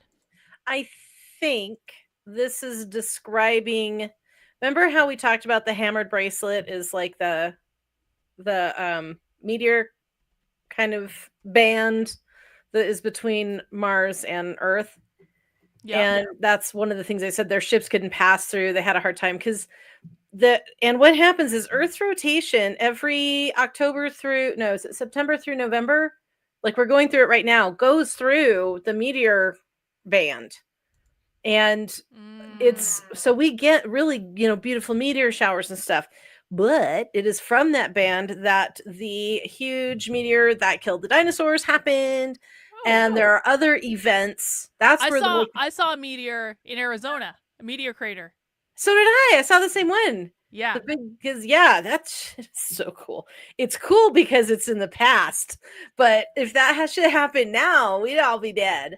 That thing is giant. That thing fits the entire downtown San Francisco in it. Yeah. It was made by something that really wasn't that big. It was like this big. Yeah, it was you can see atmosphere through it because it's so vast. Yeah. But yeah, it's just really cool. It's very cool. But yeah, so we pass through that. I want to say every year. I could be wrong on that, but I know it's during September through November. And we always get the really cool meteor showers. I'm sure somebody knows the name of it. I'm not remembering it right now, but it's somebody I heard call it Merc, like maybe it used to be a planet that got blown out, and so now it's this band of meteors, or asteroids. I should say asteroids. Asteroids are in space. Meteors are when they fall through the atmosphere. Meteorite is when they land on the planets. I'm not a total ignoramus when it comes to science, but the asteroid belt. So I think that's what's happening here. Is there was a particularly rough time, and lots of big asteroids were meteoriting and destroying shit, and that does happen every now and then, and that's why they always say it's not a matter of if but a matter of when we could have another pretty bad event. Yeah, we're all gonna die because of a meteor. It's gonna be fine. We can't really do anything about it. No, they've tried different hypothetical things, but nothing has been quite a solution. So yeah, just gotta roll with it. Just go with it. Live life to the fullest. If the meteor hits tomorrow, you won't have any regrets. That's the truth. See, I'm giving sage advice while I'm drinking a bottle of champagne, Jennifer. Look how deep you are now. I know, right? I need to pour another glass. Let's keep going. My dad got us real French champagne for Thanksgiving. Oh yeah? How was that? Oh, it was really good. Normally, champagne, I don't care for it's a little too tart or bitter or sour. And this one, it was delightful. All right. I need to go to the little socialist room, so I'm going to play this and I'll be back real quick, okay? If you need to pause anything, just let me know when I come back. Okay. All right. I'll be right back. In the Eden, Ninurta was the surveyor, where mountains trembled and valleys shook. In his skyship he soared and journeyed. The landing platform was intact. In the valleys of the north, the earth fiery liquids from volcanoes pouring. So was Ninurta to his father Enlil telling, sulfuric mists and bitumens he was discovering. On Mars, the atmosphere was damaged, dust storms left no life, and work is interfering, Marduk to Enki was saying. To Earth return I wish. To his father he disclosed. Enlil to his olden plans betook himself. What cities and their tasks he planned he reconsidered. A chariot place in the Eden must be established. To the others he was saying. The olden designs of the layout on the crystal tablet to them he showed. The conveying from the landing place to the way station on Mars is no longer certain. To soar toward Nibiru from Earth we must be able. So was Enlil to them saying. For the count since the first splashdown, the count of 80 Shahs it was. Now this is the account of the journey to the moon by Enki and Marduk, and how Enki the three ways of heaven and the constellations determined. Let the place of the chariots near Bad Tibira, the metal city. be established. Therefrom, let the gold from Earth to Nibiru in the celestial chariots directly be carried. Mars shall be abandoned. Go ahead, sorry. So from the first splashdown, when Anu's half-brother... Wait, I wrote it down. Hang on, because I wanted to kind of try and... Alalu. I was trying to keep track of this. Alalu's the guy that bit Anu's junk off later. Since he first arrived on Earth, it has been 240,000 Earth years. That's a long-ass time. It's a quarter of a millennia, yeah, or million millennia. I think a millennia is actually only 1,000 years, or 100,000 years. I don't know, but anyhow, yeah. So that's how long it's been. So we're basically like human beings at this point. We're like disposable clothes, kind of. We're like the $5 T-shirt that you buy that you know you're only gonna wear a couple times and then like throw out because it's only $5. It depends on the Anunnaki. Some of them, like Enki, really valued and treasured mankind because he felt very responsible, of course, for their being alive, because him and his sister, Ninhartu, were responsible for bringing us to be. So he felt like we had potential and he cared for us. And there were those that fell into that camp. And then there were those like Enlil who were like, use them up, throw them out. So yeah, you're right. But also there was the nice. Well, I mean, sometimes you buy that $5 T-shirt that you really like and you want to keep it around for a while. Yeah, or maybe I personalize it with some beads, or I shred the bottom and make it. You bedazzle that shit. Ah, exactly. Said Ninurta. Enlil, to the words of Ninurta, his son, gave heed. Of his son's wisdom he was proud. Enki to Anu the king conveyed Enlil's plan. Let a place of celestial chariots in the Eden be established. Near the place where the gold ores are smelted and refined, let it be built. Let the pure gold in the chariots directly from Earth to Nibiru be carried, directly to Earth from Nibiru. Let heroes and supplies be coming. Of great merit is the plan of my brother Enlil. Enki to their father Anu said, a great disadvantage in its core it is holding. The net pull of Earth is than Mars much greater. To overcome it, our powers shall be exhausted. Before there is rush to deciding, let us take an alternative. Nearby the Earth, a companion it has, the moon it is. Smaller is it, and descent thereon little effort will require. Let us make it as a way station. Let me and Marduk there to journey. The two plans Anu the king before counselors and savants for considering presented. Let the moon be first examined, the king they did advise. Let the moon be first examined, said Anu. Anu to Enki and Enlil the decision beamed. Enki was greatly joyed. The moon to Enki was always alluring. Whether somewhere waters it is hiding, what atmosphere it possesses, he did always wonder. In sleepless nights, its silvery cool disk with bewitchment he observed, its waxing and waning, a game with the sun played, a wonder of wonders he deemed. What secrets from the beginning it held he wished to uncover.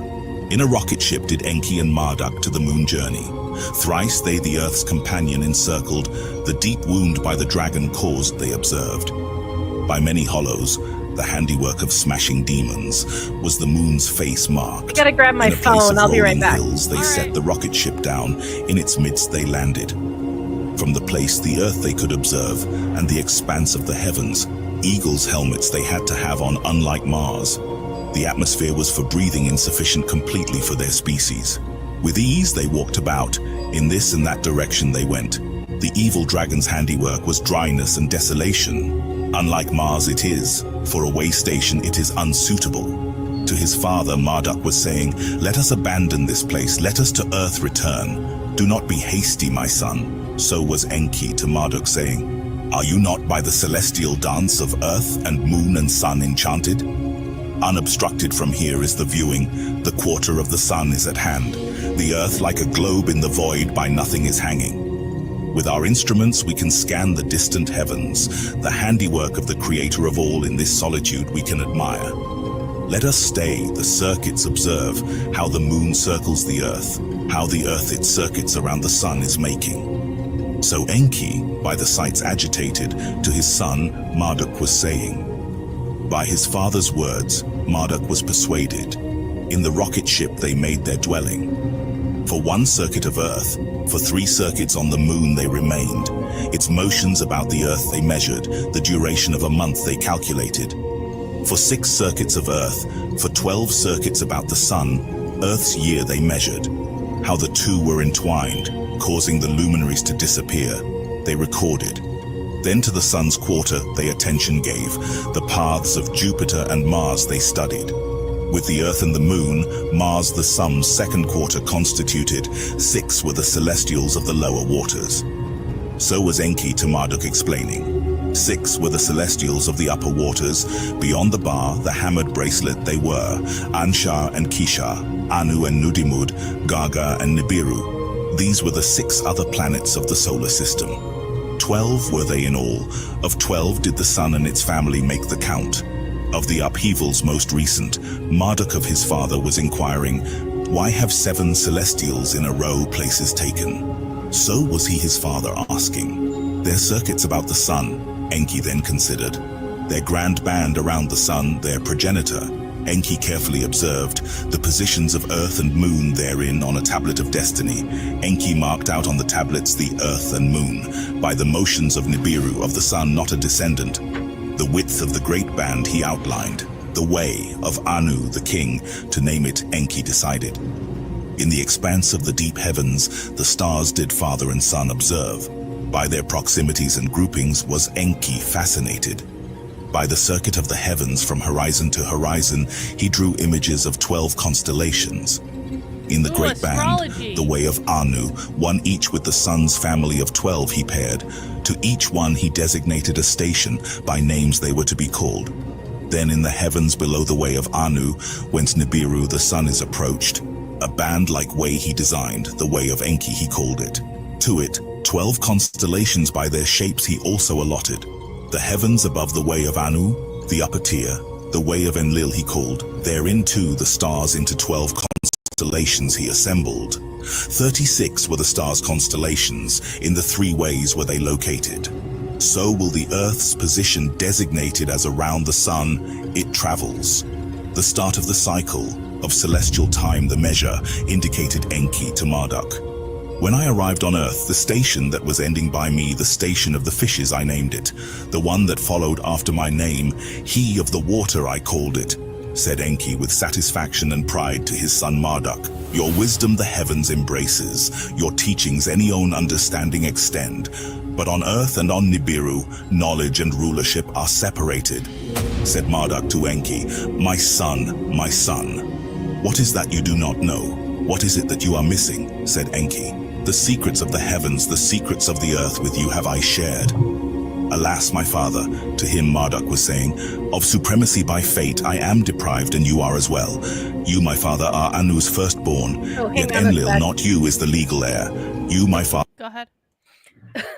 Sassy Me must be catching up because I just saw her put Ararat. That's the mount that I was trying to think of in Africa that has...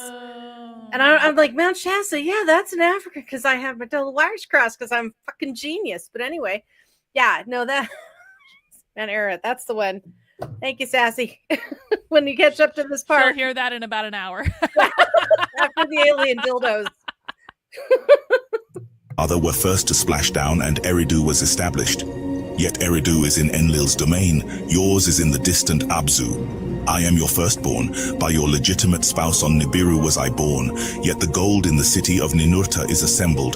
Therefrom to send or to withhold, the survival of Nibiru is in his hands. In my hands, it is not.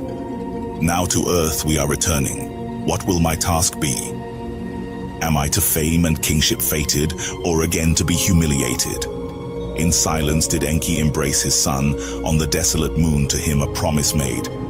Of that of which I have been deprived your future shall lots be my son. Your celestial time will come, and I will arrange it on the tablet of destinies. A station mine adjoining yours shall be.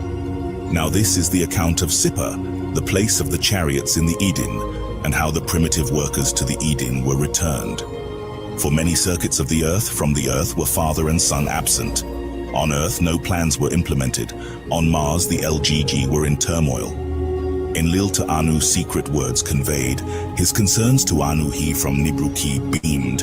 Enki and Marduk to the moon have gone. For countless circuits there they are staying. Their doings a mystery are, what they are scheming is not known. Marduk, the waystation on Mars, has abandoned, the Igigi are agog. By dust storms has the waystation been affected. What damage there is to us is not known. The place of the chariots in the Eden must be established, there from the gold directly from Earth to Nibiru to be carried. No waystation on Mars shall henceforth be needed. The plan of Ninurta it is. Great in these matters is his understanding. Let him the place of the chariots near Bad Tibira establish. Let Ninurta be its first commander. Anu to the words of Enlil gave much consideration. To Enlil a response he gave. Enki and Marduk to Earth are returning. What about the moon they have found? Let us first to their words listen. From the moon, Enki and Marduk departed. To Earth they did return. Of conditions thereon they gave account. A waystation is unfeasible now, so they reported. Let the place of the celestial chariots be built, Anu was saying. Let Marduk be its commander, Enki was saying to Anu. The task is for Ninurta set aside, Enlil with anger shouted. For the Igigi command is no more needed. Of the tasks at hand, Marduk has knowledge. Of the gateway to heaven, let Marduk be in charge. So did Enki to his father say. Anu the matter with concern contemplated. Rivalries now the sons have affected. With wisdom was Anu endowed. With wisdom were his decisions. The place of the chariots for new ways the gold to handle is designated. Let us what henceforth comes in the hands of a new generation place. Neither Enlil nor Enki, neither Ninurta nor Marduk in command shall be. Let the third generation responsibility undertake. Let my grandchild Utu be the commander. Let the place of the celestial chariots be built. Let Sippar, Bird City, be its name. Unalterable was the word of the king. In the 81st Shah was the construction started. The plans of Enlil it followed. Nibruki was in the center, a navel of the earth by Enlil it was designated. As on circles by their place from Skyview, the olden cities were located. Like an arrow from the lower sea toward the mountains pointing they were arrayed. A line on the twin peaks of Arata, to the skies in the north reaching, he drew, where the pointing arrow the Arata line intersected. The place for Sippar, the earth's place of the chariots, he marked out. To it the arrow directly led. It from Nibruki was by an equal circle precisely located. Ingenious was the plan. By its precision all were made to wonder. In the 82nd Shah was the construction of Sippar completed. To the hero Utu of Enlil the grandson, its command was given. An eagle's helmet for him was fashioned. With eagle's wings was he decorated. In the first chariot from Nibiru to Sippar directly come, Anu was traveling. To view for himself the installations he desired, to marvel at what was attained he wanted. For the occasion the Igigi by Marduk commanded. From Mars to Earth came down, from the landing place and from the Abzu, Anunnaki were assembled. There was backslapping and hailing, a feast and a celebration. For King Anu, Iana, Enlil's granddaughter known for being a warrior goddess, singing and dancing she presented. With affection Anu kissed her. Anunitu, Anu's beloved, he fondly called her. Before departing, Anu the heroes and heroines assembled. A new era has begun, so was he to them saying, supplied directly with the golden salvation, forthcoming is the end of toil.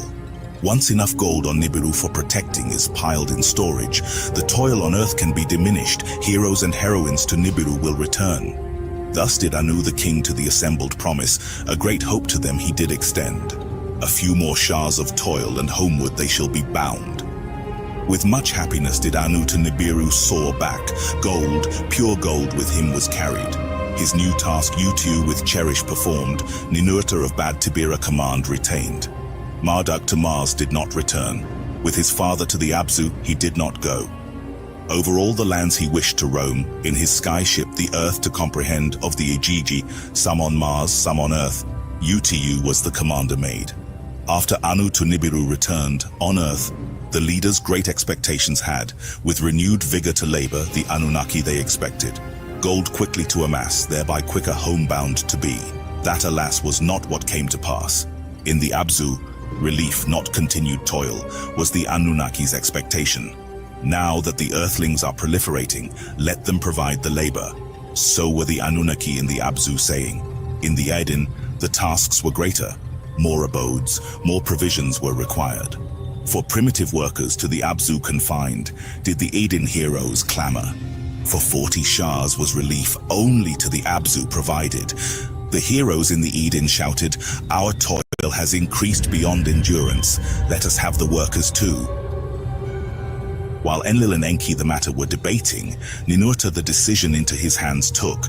With 50 heroes an expedition to the Abzu he led, with weapons were they armed.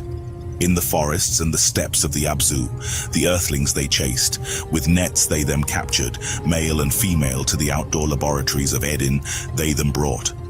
To do all manner of chores, in the orchards and in the cities, they trained them. By the doings was of Ninurta, and Enlil Enki was angered. By earthlings Enlil was enraged.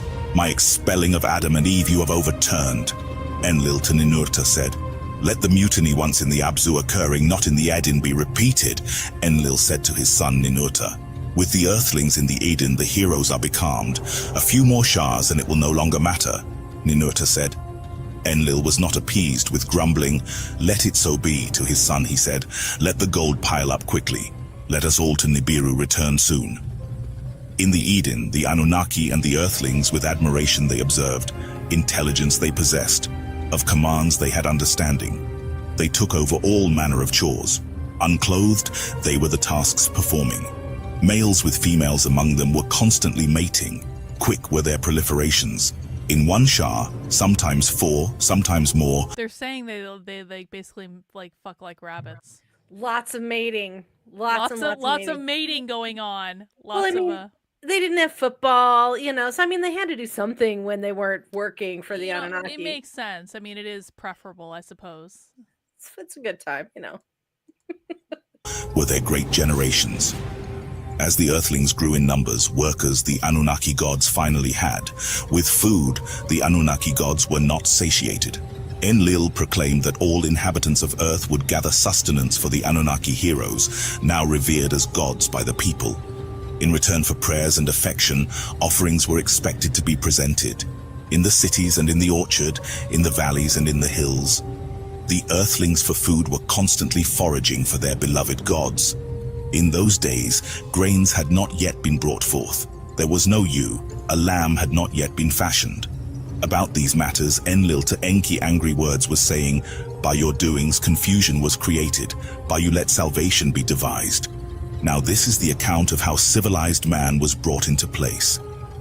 By a secret of Enki, 2 unknown earthlings named Adapa and Titi in the Eden were brought forth by Enki.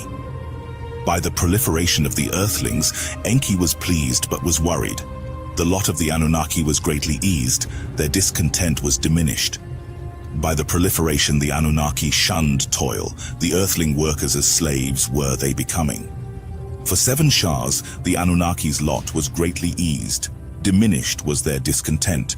By the proliferation of the earthlings, what by itself was growing for all insufficient was. In 3 more Shahs of fish and fowl there was a shortage. What by itself grows, Anunnaki and earthlings did not satiate. In his heart, Enki, a new undertaking, was scheming. To create a civilized, intelligent earthling in his heart he conceived, grains that are sown by them to be cultivated. How this to attain he contemplated. The primitive workers in the Abzu he for this scheme observed, the earthlings in the Eden, in the cities and in the orchards he considered. What could for the tasks make them suited for? What by the life essence and DNA has not been combined? The offspring of the earthlings he observed. An alarming matter he noticed. By their repeated copulations, back toward their wild ancestors, they were degrading. Later, Enki decided, instead of watching from the heavens, to go upon what the... was that, Jennifer? The Anunnaki DNA inside mankind is weakening. Oh, They're devolving. That makes sense because they just continue to procreate. Yeah, on their own. But one would think they would continue to pass on the genes. But well, I mean, if it like evolution is a real thing, like they're evolving for the environment that they're in, right? Yeah, I mean, unless they're, because I'm trying to think about where we are now. We're heading towards the 30,000 year mark. I mean, it's like 20. What did he say? A couple more 6. So yeah, we're getting towards the 250 proper 1,000-year mark. So I mean, what races were around that we know of at that time, like so long ago, pre-civilization? We do know that man, Homo sapien did mate with other primitive species that were around, Neanderthals and the like. So maybe that was going on too, and that's why the DNA of the Anunnaki was starting to fade, because it was like more Terran now. I don't know. Earthlings and observe. Enki entered the halls of Amenti. Into rejuvenation chamber of advanced technologies he entered. His consciousness he transferred into an avatar body of his liking, and relative to the appearance of the earthlings. In the marshlands, he looked about on the rivers he sailed and observed. With him was only Isimud, his vizier, whose secrets he kept. On the river's bank, bathing and frolicking earthling women he noticed. 2 females among them were wild with beauty, firm were their breasts. Upon their sight, the phallus of Enki caused to water, a burning desire he had. Shall I? You just say he was salivating because he was The phallus of Enki started to water. The phallus started to water. The phallus that's what it said, Jennifer. The phallus, upon their sight, the phallus of Enki caused to water, a burning desire he had.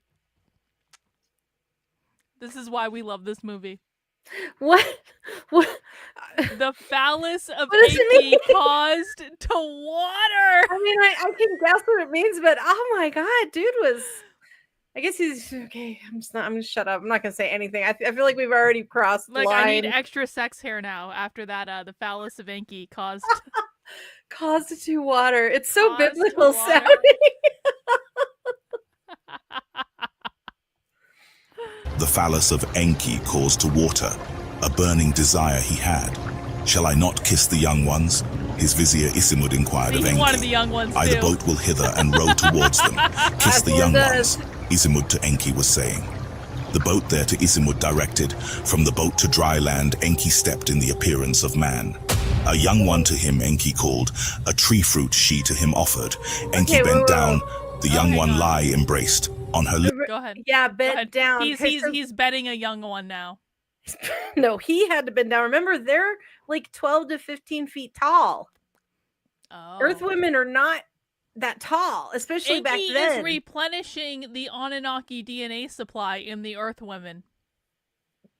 I just want to know how he's not going to break her in half. I know. Well, that all comes back to the conversation about what does it look like. You know, how big is it? Some alien erotica books where it changes size to accommodate the partner. Adapts. That's really the best case scenario, because sometimes you just want different things too. I mean, maybe if it could adapt to like being the perfect thing for you at any given moment. Yeah, exactly. So I mean, maybe he had to like do a little scaling up, or down, depending. Maybe the Anunnaki have teeny weeny peenies. I don't know. Maybe they have giant penises and it's just not, because there is such a thing as too big, Jennifer. That's what I'm saying. There really is. There is such a thing as too big. It needs to be just right. You don't want too small. You don't want too big. You want in the middle. It needs to be just right. Yeah. They say the perfect length for a human woman is about 7 to 8 inches, and I think these guys probably are a lot bigger than that. We're probably talking 12 or so. Yeah, that's a bit much. I mean, every once in a while for novelty, it can be fun, but it's a bit much. That's why they make the toys like that. You don't want that every night. Yes, Spock. Exactly like Goldilocks and the bears. Exactly. Yes. Yeah, that's exactly what we're talking about. That's too small. That's exactly right. Big, but this one is just right. That's exactly right. Naruto says, I'm currently watching part one stream. Just wanted to say a naked wrestling match between Trump and Kamala would be further than Yeah, that's true. Yeah, that's true. Yeah, that's true. Kamala and Harrison, her husband, have never had sex. And thankfully, in about a month from now, we never have to think about that again. A month and a half from now. I think she's coming back in 28, but I think so is AOC. But we're not going to get into that. I don't think she's coming back. 4 years is a long time, Jennifer. As we know, I have gone mad in the past 4 years. I used to be a sane person, and now I'm no longer sane because of the past 4 years. Yeah, but you're our mad person now, so it's okay. Well, that's true. I do have better hair than I did back then. We'll give me that. I like the look. It's very cool. It's working. I liked my look with my shaved head too, and there's nothing better than having a shaved head. Honestly, like it is the best feeling in the world. It's so cool. Like That's it's so what I've heard. easy. And but you know, I mean, the internet demands that I have long hair, and so you know. No, I thought your husband asked you. Yeah, that's actually what happened. Victor was like, "Can you grow your hair?" I've never, because and you know, this is as long as my hair has ever been the entire time I've been with Victor. So you know.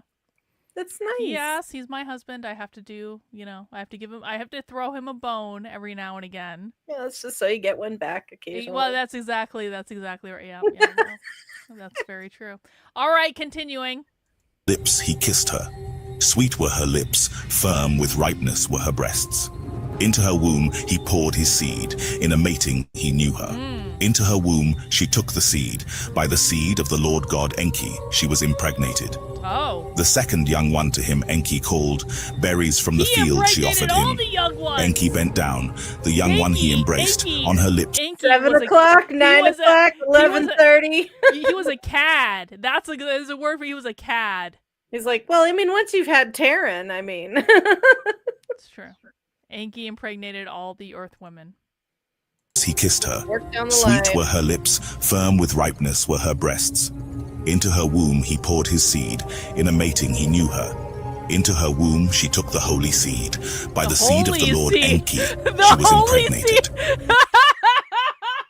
Can you please call it the holy seed in one of your books? No! Come on! No! Can you please? The holy seed into her womb. She took the holy seed.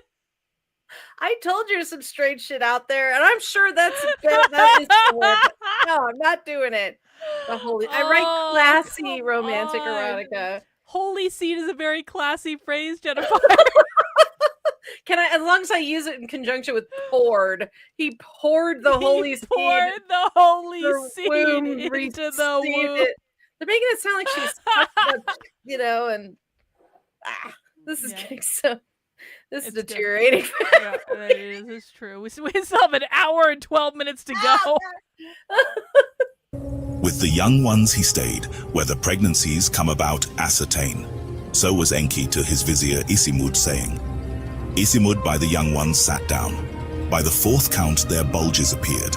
By the 10th count, the 9th having been completed, the first young one squatted and birth was given. Baby bellies, oh, those bulges. All right. We have arrived in the gutter, everyone. You are welcome. You know what? You say bulge, I don't think a baby belly, Jennifer, and I don't think I'm the only one that thought that. Baby belly. Well, and you know what? Everyday Therapist makes a really good point. The Greek. Never mind.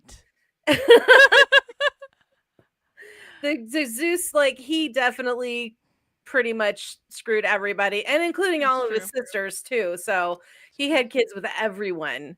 So, and yeah, so I guess it's sort of it's a God thing. Like, I mean, when you're this old and you live this long, it's kind of like you're just gonna fuck as many things as you can. You're just gonna do it when you want. I mean, God, just hoping maybe there's something new. Yeah, I think that's why. And you know, if we're honest about it, his wife was probably okay with it because she's like, "Honey, you know, she's fucking his brother. She didn't give a shit." Yeah, she like they have their like she wants variety too. True. That's why, yeah. But I think that's why Anne Rice's vampires all ended up gay, because they had enough women, and they're like, "Well, what are guys like? Let's try that." Yeah, they were bored. They kind of and then they realized that they hated women in the first place. True enough. Oh my God. Anyway, by her a handsome male child was born. The second young one squatted and birth was given. By her a beautiful female child was born.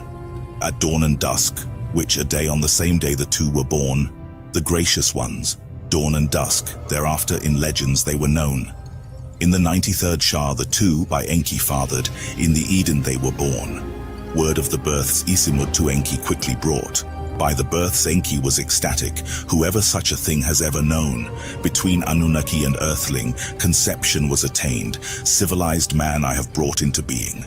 To his vizier Isimud Enki instructions gave, a secret must my deed remain.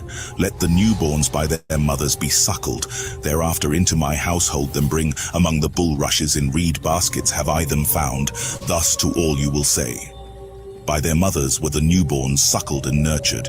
To Enki's household in Eridu thereafter Isimud them brought. Among the bulrushes in reed baskets have I them found, so did Isimud to all of them say. Ninki, the spouse of Enki, to the new foundlings a liking she took. As her own children she raised them. Adapa, the foundling, the boy she named. Titi, one with life, the girl she named. Unlike all other earthling children, the twosome were. Slower to grow up than Adam and Eve they were. Much quicker in understanding they were. With Anunnaki intelligence they were endowed. Of speaking with words capable they were.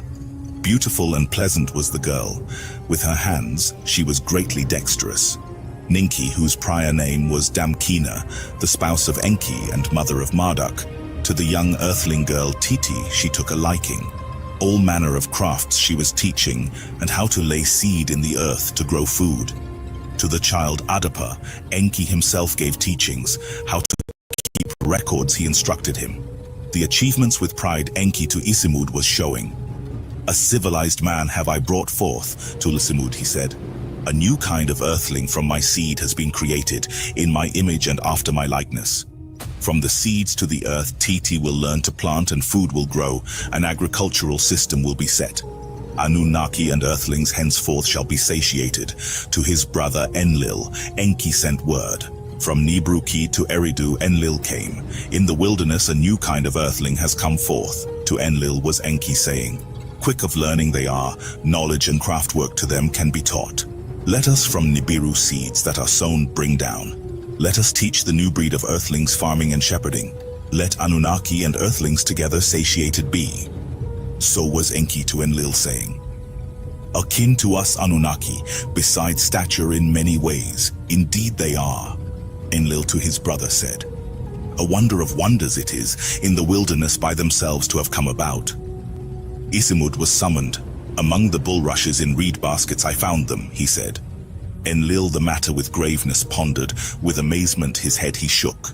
Indeed a wonder of wonders it is, a new breed of earthling on earth has emerged. A civilized man has the earth itself brought forth, farming and shepherding, crafts and tool-making he can be taught and master greater than we. So was Enlil to Enki saying, let us of the new breed to Anu word send. Of the new breed word to Anu on Nibiru was beamed. Let seeds that can be sown be seeded. So did Enki and Enlil to Anu the suggestion make.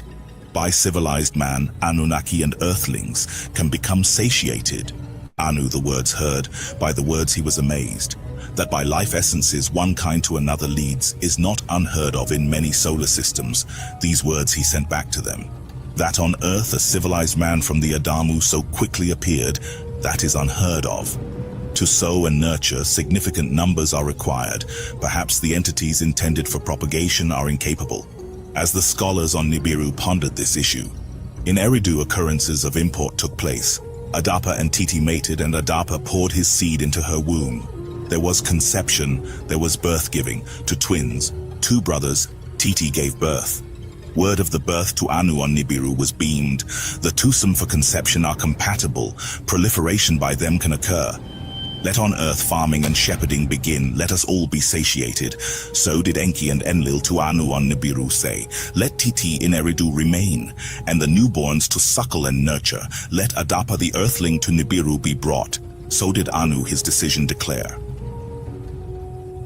By the decision, Enlil was not pleased.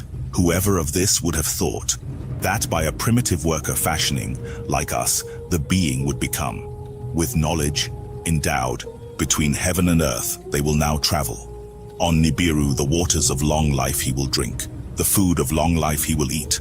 Like one of us Anunnaki shall the one of earth become. So was Enlil to Enki, and the other leaders saying. By the decision of Anu, Enki too was not pleased. Sullen was his face after Anu had spoken these words for Adapa. After Enlil had spoken, with Enlil his brother Enki agreed. Indeed, who of this would have thought? So to the other leaders did Enki say. The brothers sat and contemplated. Ninharsag with them was also deliberating. The command of Anu cannot be avoided. To them she said, let Adapa by our young ones to Nibiru be accompanied. His fright to diminish, to Anu things will be explained. So did Enki to the others say, let Ningish Zida and Dumuzi his companions be. By the way, Nibiru for the first time with their eyes also to see the new earthling. By Ninharag was the suggestion favored. Our young ones are earth-born, of Nibiru they are not aware. Its life cycles by those of earth are overwhelmed. Let the two sons of Enki, as yet unmarried, to Nibiru also travel. Perchance brides there for themselves they shall find. When the next celestial chamber from Nibiru did arrive in Sipa, Ilabrat, a vizier of Anu from the chamber stepped off. I have come to fetch the earthling Adapa. So to the leaders he said. The leaders to Ilabrat, Adapa presented. Titi and her sons to him they also showed. Indeed in our image and after our likeness they are. So did Ilabrat say. To Ilabrat Ningish Zida and Dumuzi, sons of Enki, were presented. To accompany Adapa on his journey they have been selected. To him Enki said, Anu his grandchildren to see will be pleased. So did Ilabrat say. To hear instructions Enki summoned Adapa. To Adapa thus he said, Adapa to Nibiru, the planet whence we had come, you will be going. Before Anu, our king, you will meet. To his majesty you will be presented. Before him you shall bow. Speak. There you go. So essentially, in order to create civilized man, after they did all the genetic engineering, they just really needed a pure Anunnaki seed to find pure human womb, I guess, or whatever. So that's how I guess modern man or intelligent man was created. I mean, it's just interesting. And also I'm noticing that these guys do not care. They're like, oh, you fuck the labor. Oh, hey, look how cool they are. Let's send them to their grandfather. He'll be so pleased. It's just, it's amazing. It's like one of those things where it's like when you live for 500,000 years or however long they live, it's like you gain a certain amount of perspective about some things. I think. Like, and they don't have any shame in there. Remember back to like when we turned 40. Obviously, we're both 29, but like when we turn, like you kind of like, I feel like in your 40s you really run out of fucks to give, right? Like your 20s, throwing them away. Your 20s, like, don't care, your 20s you care way too much. Like your 30s you care a little bit less. By the time you hit 40, and again we're both 29, so don't read anything into this. But you don't know anything about what it's like. We have no. I'm just positing. You run out of fucks to give, and you don't care anymore. Now. Imagine what it's like when you're 400,000 years old. Yeah. That's why there's no shame about who's sleeping with who or who's doing what with who. It's like, meh. They're like, we've seen it, man. It's fine. Like, whatever. Everybody just needs to get over shit. Plus, they don't have any religion that shames them. They don't have a belief system that shames them. They don't. I mean, the reason they marry is to keep track of lineage if they choose to. And then after they have a pure line, they don't care. It's like, do whatever. And you know, there's something I respond to very well about like, you know what? Listen, the person you with is like isn't your property. Like honestly, like you know, if you want to be with someone and they like it's all consenting and everyone's okay with it, then fucking do it and have fun and have a good time. And then like you know, just do like you know, it's not entirely like totally follow your bliss and like fuck a different person every night or something like that. It's not like that, but it's like you know. I mean, I don't know if I'm articulating this well, but I think a lot of humans because of a lot of us religious trauma and things like that, we don't have the emotional maturity to handle outside of relationships. So, and I'm not saying that we're immature if you don't. Some of us just prefer not to, and that's fine too. Yeah, I connect intimately with my partner, and that's perfectly good. I don't need anything else. But other people feel like I enjoy the playing around and if both parties are mature enough to handle it, by that meaning not getting jealous and having tantrums, right, or shaming, or sabotaging, then go forth. It's a very possessive thing, and I understand we're all human beings, and we like I mean we have those feelings just kind of like innately. But it's like if I'm thinking about it like esoterically, it's a very jealous kind of thing where it's like, no, if you were with someone else, then you don't want to be with me, and it's like that's kind of like not actually the way it is a lot of the times. A lot of times it's just like I want to experience this. It doesn't mean I don't want to be with you. It doesn't mean I want to experience this. Yeah. So, like I said, it's up to I think that like humans are kind of beginning to understand that could be a thing. But again, like we're also wired to mate for life in some ways. True. And or at least that because it fosters the raising of healthy children to have a family union. And so we're kind of wired for that. Now, a lot of mammals have co-parenting throughout. Not they don't always stay together afterwards, but a lot of even birds co-parent. So it's it's interesting though, because sometimes I wonder if maybe we are more wired to not like say forever until you die. Like maybe we're just meant to co-parent and then fuck off. I'm like, I don't know. It's just up to you. Do as you will, harm you none.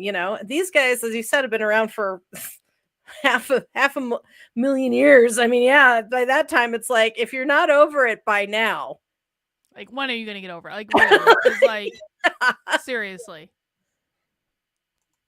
Only when asked, to all questions your answers must be short. New clothing you will be given, the new garments you shall put on. A bread on earth not found they will give you. The bread is death, do not eat. The bread In is a chalice death, an do elixir not to eat. drink, they to you will give. The elixir is death, do not drink. With you Ningish Zida and Dumuzi my sons will journey, to their words hearken, and you shall live. So did Enki to Adapa instructed. This I shall remember, Adapa said. Enki summoned Ningish Zida and Dumuzi, to them a blessing and advice was given. Before Anu the king, my father and your grandfather, you are coming. To him you shall bow and homage pay. By Atlantean princes and nobles do not be coward, of them you are their equals. To bring Adapa back to earth is your mission, by Nibiru's delights be not charmed. This we shall remember, Ningish Zida and Dumuzi said. His young one Dumuzi, Enki embraced, on the forehead he kissed him. The wise one Ningish Zida, Enki embraced, on the forehead he kissed him. A sealed tablet in the hand of Ningish Zida unseen he placed. To my father Anu this tablet in secret you shall give. So did Enki to Ningish Zida say. Then the two with Adapa to Sipar departed. To the place of the celestial chariots they went, to Ilabrat, Anu's vizier. The three of them themselves presented. To Ningish Zida and Dumuzi the garb of Igigi was given, like celestial eagles they were dressed. As for Adapa, his unkept hair was shaven, a helmet as that of an eagle he was given. Instead of his loincloth, a tight-fitting vestment he was made to wear, between Ningish Zida and Dumuzi. Inside that which ascends he was placed. When the signal was given, the celestial chariot roared and shuddered. In fright did Adapa cower and cry out, "The eagle without wings is soaring." Upon his sides, Ningish Zida and Dumuzi, their arms placed, with soothing words they him calmed. When 1 league aloft they were borne, upon the earth they glanced out. Its lands they saw by seas and oceans, into parts separated. When 2 leagues aloft they were, the ocean to a tub grew smaller. The land was the size of a basket. When 3 leagues aloft they were, again they cast a glance whence they had departed. The earth was now as a small ball, by a sea of darkness in the vastness swallowed. Once again Adapa agitated was. He cowered and cried out, "Take me back," he shouted. Ningish Zida, his hand on the neck of Adapa put. In an instant was Adapa quiet. When they on Nibiru landed, there was much curiosity. The children of Enki, on earth born to see, even more so an earthling to encounter. A being from another world on Nibiru has arrived, so were the crowds shouting. With Ilabrat to the palace, they were taken to be washed, and with perfumed oils anointed. Fresh and befitting garments they were given. Heeding Enki's words, Adapa the new clothing did put on. In the palace nobles and heroes milled about. In the throne room, princes and counselors gathered. To the throne room by Ilabrat they were led, Adapa behind him, then the 2 sons of Enki. In the throne room before Anu the king they bowed. From his throne Anu stepped forward. My grandsons, he cried out. He hugged Dumuzi. He hugged Ningish Zida. With tears in his eyes, he embraced them. He kissed them. To his right Dumuzi he bade to be seated. On his left Ningish Zida sat. Then Labrat to Anu the earthling Adapa presented. Does he our speech understand? Anu the king of Ilabrat inquired. Indeed he does, by the Lord Enki was he taught. Ilabrat so answered. Come hither, Anu to Adapa said. What is your name and your occupation? Forward Adapa stepped. Again he bowed. Adapa is my name, of the Lord Enki a servant. So did Adapa in words speak. His speaking great amazement was causing. A wonder of wonders on earth has been attained, Anu declared. A wonder of wonders on earth has been attained. All the assembled shouted, let there a celebration be. Let us our guests thus welcome, Anu was saying. To the banquet room, Anu all who were assembled led. To the laden tables he happily gestured. At the laden table bread of Nibiru Adapa was offered. He did not eat it. What did you just realize? Ninish Zeta, who is Thoth, or Toth, has never been to Nibiru. He was born on Earth. Oh, that makes sense, though. Yeah, so this is his first time meeting. That's why his grandfather, Anu, was all like, my grandchildren, and like having the moment there. So, because he'd never met his grandfather, that's the first time he's ever been to his quote unquote homeworld or origin. I mean, like maybe his origin, would his homeworld be considered Earth if he was born there? I don't know. That's a good question. Maybe, maybe not. Naruto says, I love this movie. I just got to the poisoned dick section of the first stream. Congratulations, Naruto, and enjoy that. Enjoy that. It was a good time. At the laden tables, elixir of Nibiru Adapa was offered. He did not drink it. By this Anu the king was puzzled and was offended. Why has Enki to Nibiru this ill-mannered earthling sent to him the celestial ways reveal? Come now Adapa. To Adapa, Anu said, why did you neither eat nor drink, our hospitality rejected? My master the Lord Enki commanded me, the bread do not eat, the elixir do not drink. So did Adapa the king Anu answer. How odd is this thing? Anu was saying. For what has Enki from an earthling our food and elixir prevented? He asked Ilabrat. He asked Dumuzi. Ilabrat the answer knew not. Dumuzi could not explain. He asked Ningish Zida. Perchance in this lies the answer, Ningish Zida to Anu said. The secret tablet that he carried hidden to Anu the king he then gave. Puzzled was Anu. Anu was concerned, went to his private chamber. He went to the tablet to decipher. Now this is the account of Adapa, of civilized mankind the progenitor, and how by his sons Cain and Abel on earth was started. In his private chamber, Anu the tablet's seal broke open.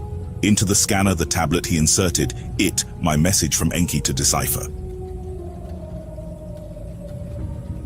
Adapa by my seed to an earthling woman was born, so did the message from Enki say. Likewise was Titi by another earthling woman of my seed conceived. With wisdom and speech they are endowed, with Nibiru's long lifetime they are not. The bread of long living he should not eat, the elixir of long life he should not drink. To live and die on earth Adapa must return, mortality his lot must be, by the sowing and shepherding by his offspring on earth satiation shall be. So did Enki the secret of Adapa to his father Anu reveal. By the secret message from Enki Anu was astounded, whether to angry be or laugh he knew not. Ilabrat his vizier to his private chamber he summoned, to him he thus said. Go ahead. He didn't know they were half Yeah. earthling. Okay, because like, what was it? To anger or to laugh? He knew not. That's great. I don't know if I should laugh or yell at you. It's sticking your dick and stuff. Men can't control themselves. Enki, that son of mine ways with females has not mended. To Ilabrat his vizier the message on the tablet he showed. What are the rules, what is the king to do? Of his vizier Anu inquired. Concubines by our rules are permitted. Of interplanetary cohabitation no rules exist. So did Ilabrat to the king respond. If damage there be, let it be restricted. Let Adapa forthwith to earth be returned. Let Ningish Zida and Dumuzi stay longer. Anu then his grandson Ningish Zida, also known as Thoth, to his private chamber summoned. Did you know what your father's message said? Of Ningish Zida he inquired. Ningish Zida his head lowered, with whispering voice he said, I know not, but guess I can. The life essence of Adapa I have tested, of Enki's seed he is. That indeed is the message. To him Anu said, Adapa to earth forthwith shall return, to be of civilized man, a progenitor his destiny shall be. As for you Ningish Zida, to earth with Adapa you shall return, of civilized mankind at your father's side, to become their teacher. So did Anu the king the decision make, the destiny of Adapa and Ningish Zida he determined. To the assembled savants and nobles, Atlantean princes and counselors Anu and the other two returned. To the assembled words of decision, Anu announced, "The welcome to the Earthling must not be overextended. On our planet he cannot eat or drink. Of his astounding abilities we have all seen. Let him to Earth return. Let his offspring there on Earth fields till and in meadows shepherd. To ensure his safety and avoid his agitation, Ningishzida with him back will travel. With him the seeds of Nibiru of grains which multiply to Earth will be sent. Dumuzi, the youngest, for a Shah with us shall stay. Then to Earth he shall return." This was the decision of Anu to the king's words. All in agreement, their head bowed. At the appointed time, Ningishzida and Adapa to the place of the celestial chariot were taken. Anu and Dumuzi, Labrat and counselors, nobles and heroes to them farewell. There was roaring and shuddering, and the chariot was lofted. The planet Nibiru grew smaller, they saw then, from horizon to zenith, the heavens they saw. On their journey, Ningishzida to Adapa, the planet gods explained. Of sun and earth arid, the moon to him, lessons he gave. Of how the months chase one another, and how Earth's year is counted him, he taught. When to Earth they returned, to his father Enki, Ningishzida all that had happened related. Enki laughed and struck his loins. "It all went as I expected with glee," he said, "except the detention of Dumuzi. That is a puzzle," so did Enki say. By the prompt return of Ningishzida and Adapa, Enlil was greatly puzzled. What is the matter? What on Nibiru transpired? Of Enki and Ningishzida he inquired. "Let Ninhasag our sister too be summoned. Let her too of what transpired here." Enki to him said. After Ninhasag arrived, to Enlil and to Ningishzida all did tell. Enki his cohabitation with the earthling females also related. "No rules have I broken, our satiation I have ensured." So Enki to them said, "No rules did you break, the fates of Anunnaki and earthlings by a rash deed you determined." So did Enlil in anger say, "Now the lot is cast, destiny by fate is overtaken." With fury was Enlil seized, with anger he turned and left them standing. To Eridu Marduk came, by his mother Damkina was he summoned. The odd ongoings to verify of his father and brother he demanded. To keep the secret from Marduk hidden, father and brother decided. Anu by the civilized man was enthralled, to at once all on earth satiate he commanded. So they to Marduk only part of the truth revealed. By Adapa and Titi, Marduk was impressed. To the boys he took a liking. While Ningishzida, Adapa he instructed, "Let my brother Ninurta and I teach him." So did Marduk to his father Enki, and to Uncle Enlil say, "Let Marduk teach one, let Ninurta teach the other." To them Enlil responded, "In Eridu, Ningishzida with Adapa and Titi stayed. Numbers and writing Adapa he taught. The twin who was first in birth, Ninurta to Bad Tibira, his city took. Cain also known as Cain, he who in the field food grows he called him. Wow. To dig canals for watering he taught him, sowing and reaping he was teaching. Couldn't have been Adamu's son. A plow from the wood of trees Ninurta for Cain made, with it a tiller of the land to be. 3,000 years The later. other brother, son of Adapa, by Marduk to the meadows was taken, Abael, also known as Abel, he of the watered meadows, his name was thereafter called. Hail, son of How to God. build stalls Marduk taught him.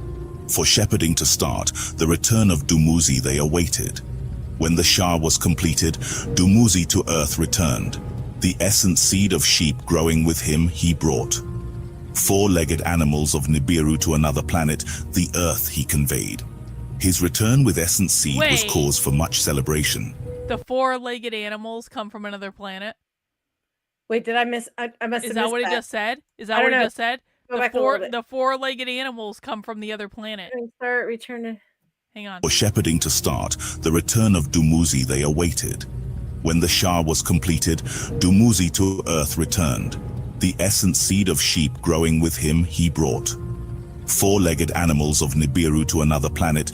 Four-legged animals of Nibiru to another planet. He They returned brought with a the, sheep. yeah, but the essence seed is making me think he brought their sperm.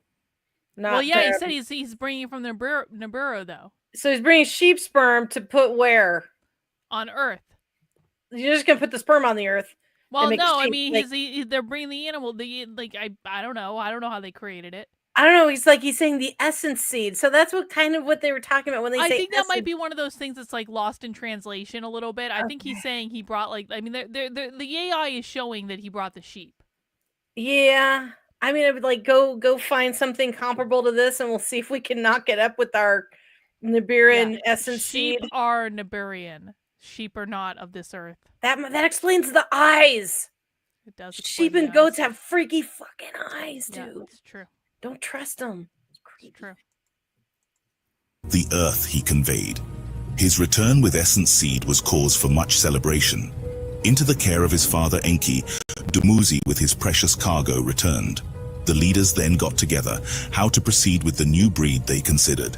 Never before was there a sheep on earth. A lamb has never to earth from the heavens been dropped. Never before was there sheep on earth. A lamb was never to earth from the heavens have been dropped. Sheep Don't and drop lamb the came from space.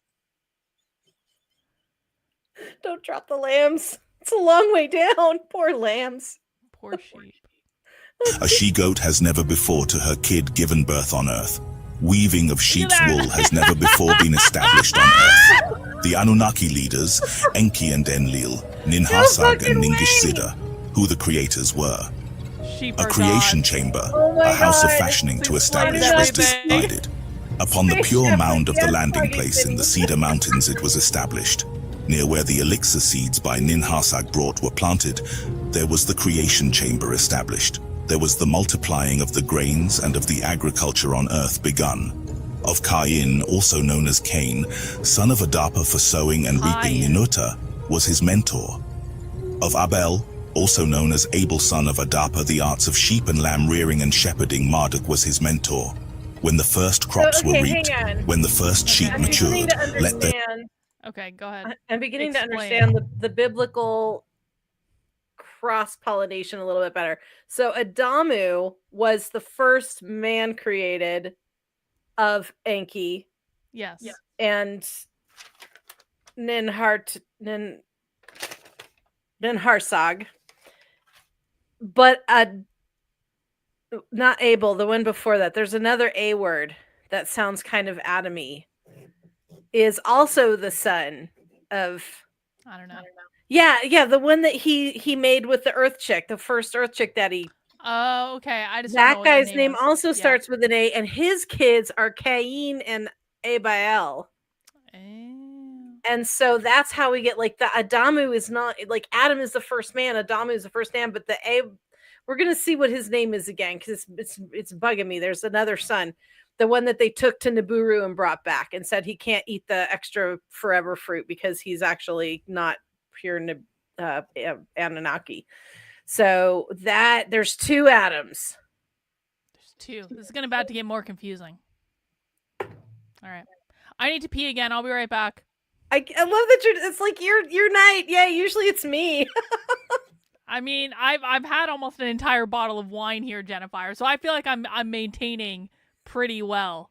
You're due. It's fine. No, you're doing we great. aren't even. I'm not even doing a southern accent yet. There is still time. There's still more alcohol. All right, I'm gonna go pee. We have much more. To be a celebration. Exactly. Enlil a decree proclaimed. Before the assembled Anunnaki, the first grains, the first lambs were presented. At the feet of Enlil, Enki and Cain by Ninurta guided, his offering placed. At the feet of Lord God Enlil and to Enki Abel by Marduk guided, his offering placed to the god in ritualistic fashion. Enlil to the brothers gave a joyful blessing, their labors he extolled. Enki embraced his son Marduk, the Eam for all to see he raised. Meat for eating, wool for wearing to earth have come, Enki said. Now this is the account of the generations of Adapa, and the killing of Abiel by Cain, also known as Abel and Cain, and what thereafter transpired. After the celebration of firsts was over, sullen was Cain's face. By the lack of Enki's blessing, greatly he was aggrieved. As to their tasks, the brothers returned. Abel before his brother was boasting, I am the one who abundance brings, who God satiates, who gives strength to the heroes, who wool for their clothing provides. Wait, wool is of the gods? That means yarn is of the gods, Jennifer. You're doing the Lord's work. I am doing the Lord's work. I'm knitting right now. I'm knitting with the fruits of the gods. I need a new crochet project since I finished my hat. I got his name is Adapa, they're saying Adapa, but I think it's Adapa. Yeah, Adapa or Adapa is the first full half breed between Enki. This is when he was like, I'm gonna go stick my dick in that chick on the shore because she's super hot. And then she made Cain and Abel, or Cain and Abel. And now they're doing the offering things where they're giving offerings to Enlil. So, I'm sure this is going to go well. Well, he was happy because at first God was well pleased. For some reason in the Bible, and I never understood this when I was a Christian, why all of a sudden God didn't care for Cain's offering. And it was like, but you've been accepting it this whole time, and all of a sudden it's not good enough. Like, I don't get it. I don't know. Cain by his brother's words was offended. To his boasting strongly he objected. It is I who the plains luxuriates, who furrows with grains makes heavy, in whose fields birds multiply, in whose canals fish become abundant, sustaining bread by me is produced, with fish and fowl the gods' diet I variate. On and on the twin brothers each other disputed, through the winter time they argued. When summer began it was not raining, the meadows were dry, the pastures dwindled. Into the fields of his brother Abel his flocks drove, from the furrows and the canals to drink water. By this Cain was angered. To move the flocks away his brother he commanded. Farmer and shepherd, brother and brother, words of accusation uttered. They spat on each other, with their fists they fought. Greatly enraged, Cain a stone picked up, with it Abel in the head he struck. Again and again he hit him until Abel fell, his blood from him gushing. When Cain his brother's blood saw, Abel, Abel, my brother, he shouted. Motionless on the ground did Abel remain. From him his soul had departed. By the brother whom he had killed Cain remained. For a long time he sat crying. Titi it was who of the killing was the first to know by a premonition. In a dream vision as she was sleeping, Abel's blood she saw. In the hand of Cain it was. Adapa from his sleep she awakened. Her dream vision to him she told. A heavy sorrow fills my heart. Did something terrifying happen? So did Titi to Adapa say. Greatly agitated she was. In the morning the two from Eridu departed. To the whereabouts of Cain and Abel they went. In the field they found Cain. By the dead Abel he was still seated. A great cry of agony Titi shouted. Adapa spread mud on his head. What have you done? What have you done? To Cain they shouted. Silence was Cain's answer. To the ground he threw himself and wept. To Eridu city Adapa returned. What had occurred to the Lord Enki Adapa told. With fury Enki confronted Cain. Accursed you shall be, to him he said. From the Eden you must depart. Among Anunnaki and civilized earthlings you shall not stay. As to Abel in the fields his body cannot for the wild birds remain. As the Anunnaki custom is, he in a grave below a stone pile shall be buried. How Abel to bury Enki to Adapa and Titi showed, for the custom to them was not known. For 30 days and 30 nights was Abel by his parents mourned. To Eridu for judgment Cain was brought. The exile sentence to pronounce Enki wished. For his deed Cain himself must be slain. So did Marduk with anger say, let the 7 who judge be assembled. So did Ninurta of Cain the mentor say. Whoever of such an assembling ever heard, Marduk shouted, that for one not from Nibiru Anunnaki leaders shall to judge be called? Is it not enough that one by Ninurta mentored the one by me favored has killed? Is it not that as Ninurta Anzu did vanquish, so did Cain against his brother rise? Like the fate of Anzu Cain's fate should be, his life breath to be extinguished. So did Marduk in anger to Enki, Enlil and Ninurta say. Ninurta by the words of Marduk was saddened. Silence, not words, his answer was. Let me with Marduk my son words in private have. To them Enki said. When in Enki's private chambers he and Marduk were. My son, my son. To Marduk Enki softly spoke. Your agony is great. Let us not agony with agony compound. A secret that is on my heart has heavily emboldened me to tell you. On a day of observation among the earthlings, as by the river I strolled, 2 earthling maidens my fancy caught. By them from my seed were Adapa and Titi conceived. A new kind of earthling, a civilized man, by that upon the earth was brought.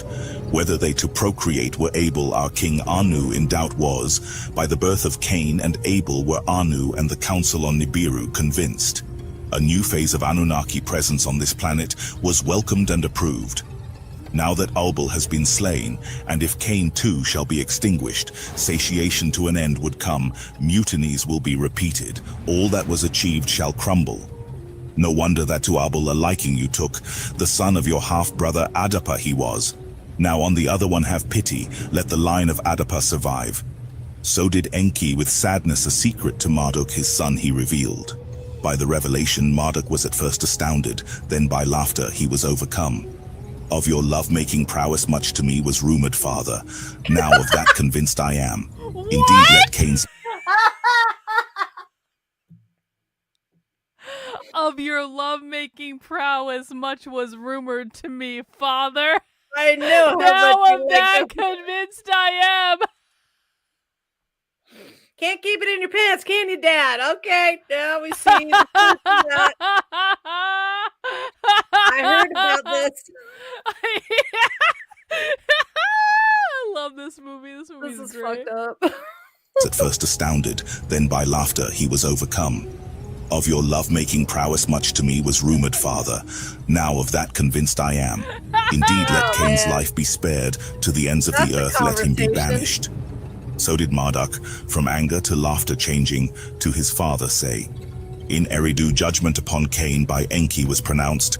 Eastward to a land of wandering for his evil deed Cain must depart, that his life must be spared, he and his generations shall be distinguished. By Ningish Zida was the life essence of Cain altered. That his face a beard should not grow, Cain's life essence and genetic code Ningish Zida changed. With his sister Awan as a spouse, Cain from the Eden departed. To the land of cold wanderings he set his course. Now the Anunnaki sat, and among themselves wondered, without Abel, without Cain, so who that's shall the for us mark the of grains Cain? grow and bread make? That he Who can't shall be grow facial hair. That he can't grow a beard. Well, no, wait a minute. Are there any peoples that don't grow facial hair? I don't know, weak men without testosterone. Oh my god. No. I mean, like, aren't there some humans that like they don't grow facial hair very well? I'll ask ChatGPT. Okay. Is there a people that does not grow facial hair well? Like some of the Asian culture, but they can grow beards and stuff, but like the Native Americans are never hairy. East Asian populations, Chinese, Japanese, Koreans, indigenous people of the Americas, Native American men, The children of Cain. Southeast Asian men, individuals with specific hormone profiles.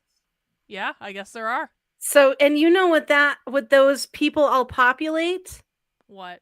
That's the Pacific Ring. The ring Oh. that's also where Lemuria was in the center of that. And when Lemuria was overcome with flood, the people of Lemuria scattered to the Pacific Rim. So you're looking at South America, Native Americans, Eskimo people, all of the Asians, some of the India types, the islanders down there. They don't grow, and none of them really grow facial hair unless perhaps they're like mixed blood. And now, like, so Amy in the chat is saying the Native Americans don't. And I mean, so could Native Americans be descended from like the Lemurians? I wonder if the children of Cain are the ones who went and settled Lemuria and became the Polynesians. Like that all of those races are connected. They all have dark brown hair that's usually straight. They all have dark brown eyes. They usually have a bit of a lovely slant. You know, their languages are similar.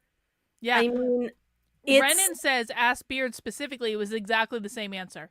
So it's like East Asians, Southeast Asians, and indigenous peoples of the Americas.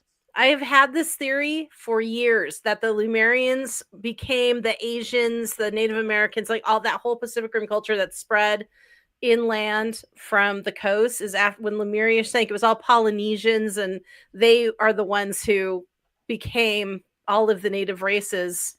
Well, that explains why they're so, like, I mean, honestly, like, very efficient too. Mm-hmm.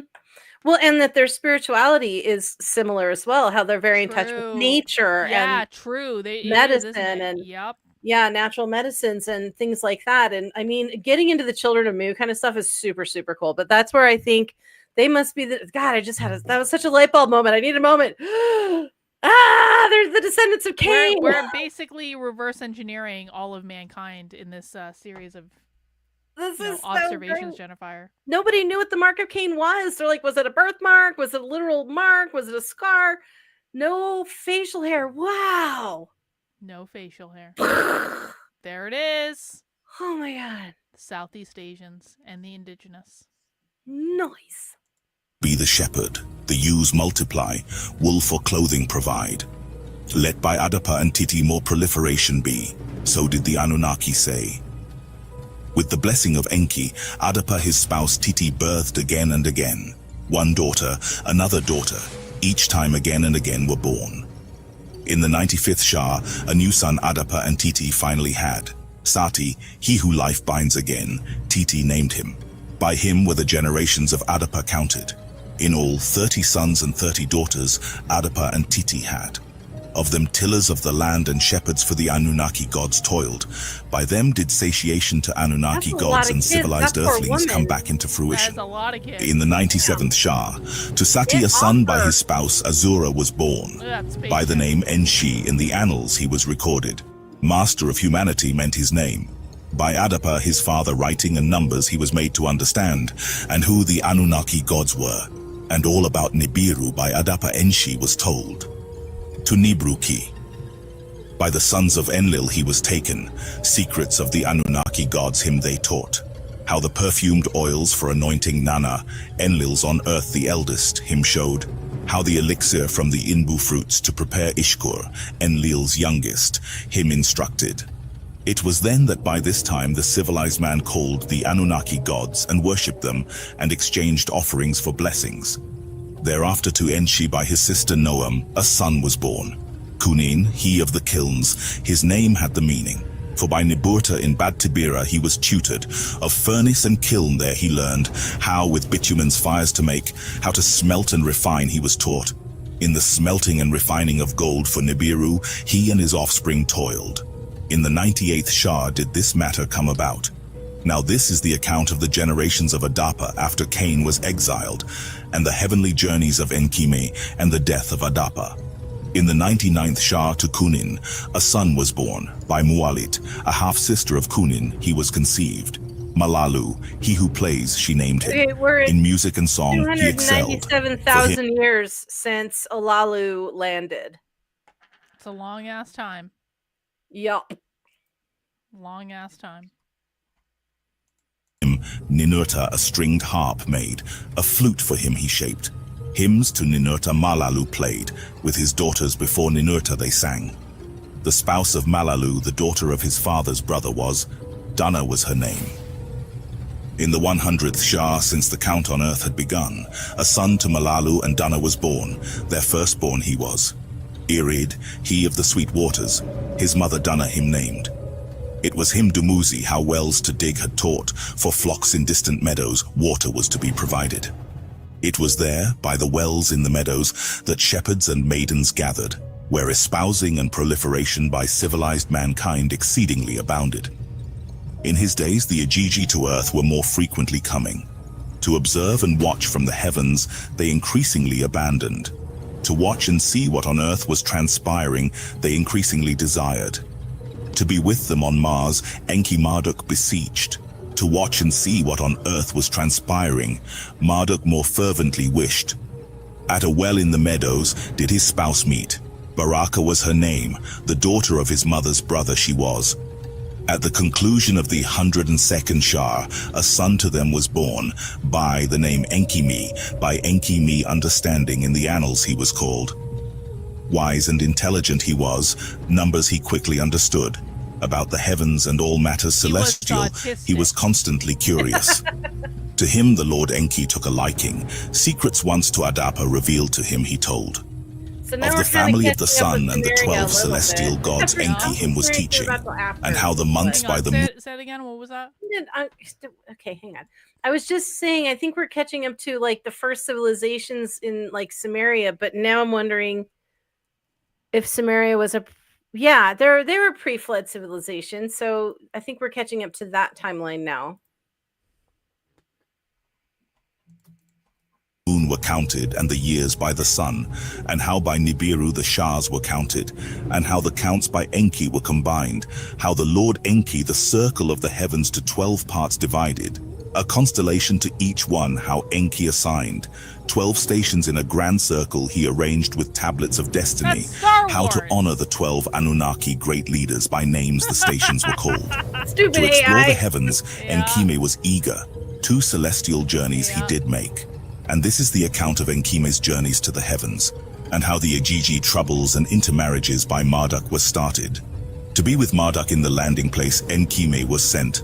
From there, Marduk in a rocket ship to the moon did him take. There what Marduk from his father Enki had learned to Enkime he did teach. When to earth Enkime returned, to be with Utu in Sipar, the place of the celestial chariots, he was sent. There, a tablet for writing what he was learning by Utu to Enkime was given. Utu in his bright abode, a prince of earthlings him installed. The rites him he taught, the functions of priesthood to begin. In Sipar with his spouse Edini, a half-sister, Enkime resided. To them in the 104th Shah a son was born, Matushal his mother him named, who by the bright waters raised the name meant. It was after that Enkime on his second journey to the heavens went. This time too Marduk was his mentor and companion. In a celestial chariot heavenward they soared, toward the sun, and away from it they circled. To visit the Igigi on Mars by Marduk he was taken. To him the Igigi a liking was taken, of civilized earthlings from him they learned. Of him it is in the annals said, that to the heavens he departed, that in the heavens he stayed till the end of his days. Before Enkime for the heavens departed, all that in the heavens he was taught. In writings Enkime a record made, for his sons to know he wrote it. All that is in the heavens in the family of the sun he wrote down, and about the quarters of the earth and its lands and its rivers too. To the hands of Matushal, his firstborn son, the writings he entrusted, with his brothers Ragim and Gaidad to study and abide by. In the 104th Shah was Matushal born. To the Igigi troubles and what Marduk had done, he was I a wanna witness. answer By his Foggy spouse Dave's Ednat, question, a son yeah. to Okay, go ahead. Yeah, no, they aren't talking about No. Enoch. This is way before Enoch. Way before Enoch. Way before. Matushal was born. Lumach, mighty man, was his name. In his days, conditions on earth became harsher. The toilers in field and meadow raised complaints. As a workmaster, the Anunnaki Lumach appointed, the quotas to enforce, the rations to be reduced. In his days, it was that Adapa his death time attained. And when Adapa knew that his days to an end were coming, let all my sons and sons of sons assemble themselves to me. He said, that before I die I may bless them, and words to them speak before I die. And when So wait, Sati and the sons of the Adapa's sons had dying? gathered, where is Yeah, go ahead. What was that? Okay, so if Adapa is just dying, haven't we gone through a couple Shahs? That means that humans live several thousand years too. Not as many as the Anunnaki, but it seems like he's lived a good 6,000 years here, Mr. Adapa, because he's the first hybrid. Remember? Well, He's- maybe it weakened though over time. Well, yeah, I think once once the Anunnaki quit fucking human women, and then the DNA got. And then they started eating McDonald's, and there was just all downhill from there. Like we used to live for thousands of years, and then we got McDonald's. Yeah, but McDonald's, man. Listen, man, I have a soft spot in my heart for McDonald's. McDonald's is good. I don't care what anyone says. I Me will too. never pass up a double cheeseburger. Like I really won't. I still think they have the best fries. Absolutely, yeah. Yeah, everyone loves McDonald's. It's nostalgic. It's our childhood. It's know. our doom. We're all dying of genetic engineering because of the shitty food we have. It's fucking good. It's fucking good. It's so near perfect. Sometimes, not all the time. Sometimes it is not near perfect, but when it's right, it's right. Yeah, man. Cain, my firstborn? Adapa of them all asked, let him be fetched. To them all he said. Before the Lord Enkisati his father's wish presented, what to be done of the Lord he asked. Enki then Ninurta summoned, "Let the banished one, of whom the mentor you were, to Adapa's deathbed be brought." In his bird of heaven, Ninurta betook himself. To the land of wandering he flew. Over the lands he roamed, from the skies for Cain he searched. And when he him found, like on eagle's wings, Cain to Adapa he brought. When of his son's arrival, Adapa was informed, "Let Cain and Sati before me come," Adapa said. Before their father the two came, Cain the firstborn on the right, Sati on the left. And the eyesight of Adapa having failed, for recognition his sons' faces he touched. And the face of Cain on the right was beardless, and the face of Sati on the left with beard was. And Adapa put his right hand on the head of Sati, the one on the left, and he blessed him and said, "Of your seed shall the earth be filled, and of your seed as a tree with This 3 is branches, Ephraim and mankind a great calamity." Ephraim and Manasseh? This is Isaac. This is Abraham, Isaac, and Jacob. That's that story where Isaac was so blind that he was supposed to put his right hand on the eldest son and give him the greater blessing, and his left hand on the younger son to give him the lesser blessing. And he crossed his hands and blessed the younger son with the greater blessing. I think that was Isaac. God, that's scratching some old Bible story brain cells that haven't coughed into life in a while. But that's Abraham, Isaac, Abraham. Maybe it was Jacob. Abraham, Isaac, and Jacob. That's who it is. It was Jacob. And Ephraim and Manasseh is when he did that. Was it Isaac? It was Jacob. Well, anyway, So Jacob was the one that Isaac was he was asked to kill his son. God said, "Sacrifice your son," and then he stopped his hand. So Jacob had 2 sons, Ephraim and Manasseh, and that's a blah, blah, blah. Anyway, I just went through that. So that's what so this story, so this is way pre-Bible times. So, yes. But it's interesting how they've got Adam blessing Cain and Abel in the same way that Jacob blessed Ephraim and Manasseh. I don't know. Maybe it was Isaac. I don't know. You guys will have people who remember it, or what's fresher in your mind. Maybe it was Isaac and it was Jacob's. Yeah, no, it was. I think that's what I said. I don't know if I could. I mean, regardless, the stories can be inspired by something, right? Yeah, it's just really interesting. I think, it was Isaac and Jacob's sons. I think I said that. Sorry. I'm caught up, man. I'm caught up. I'm too worried that I'm screwing names up So. All right, let's keep going. We're almost there. We're almost there. Shall survive. It's been a long night.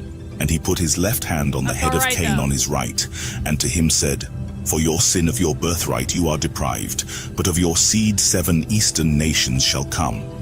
In a realm set apart they shall thrive, distant lands they shall inhabit. But having your brother with a stone killed, by a stone will be your end." And when Adapa finished these words saying, his hands dropped and he sighed and said, "Now summon my spouse Titi, and all the sons and all the daughters. And after my spirit leaves me, to my birthplace by the river and house of life carry me, and with my face toward the rising sun there bury me." Like a wounded beast, Titi cried out. To her knees by Adapa's side she fell.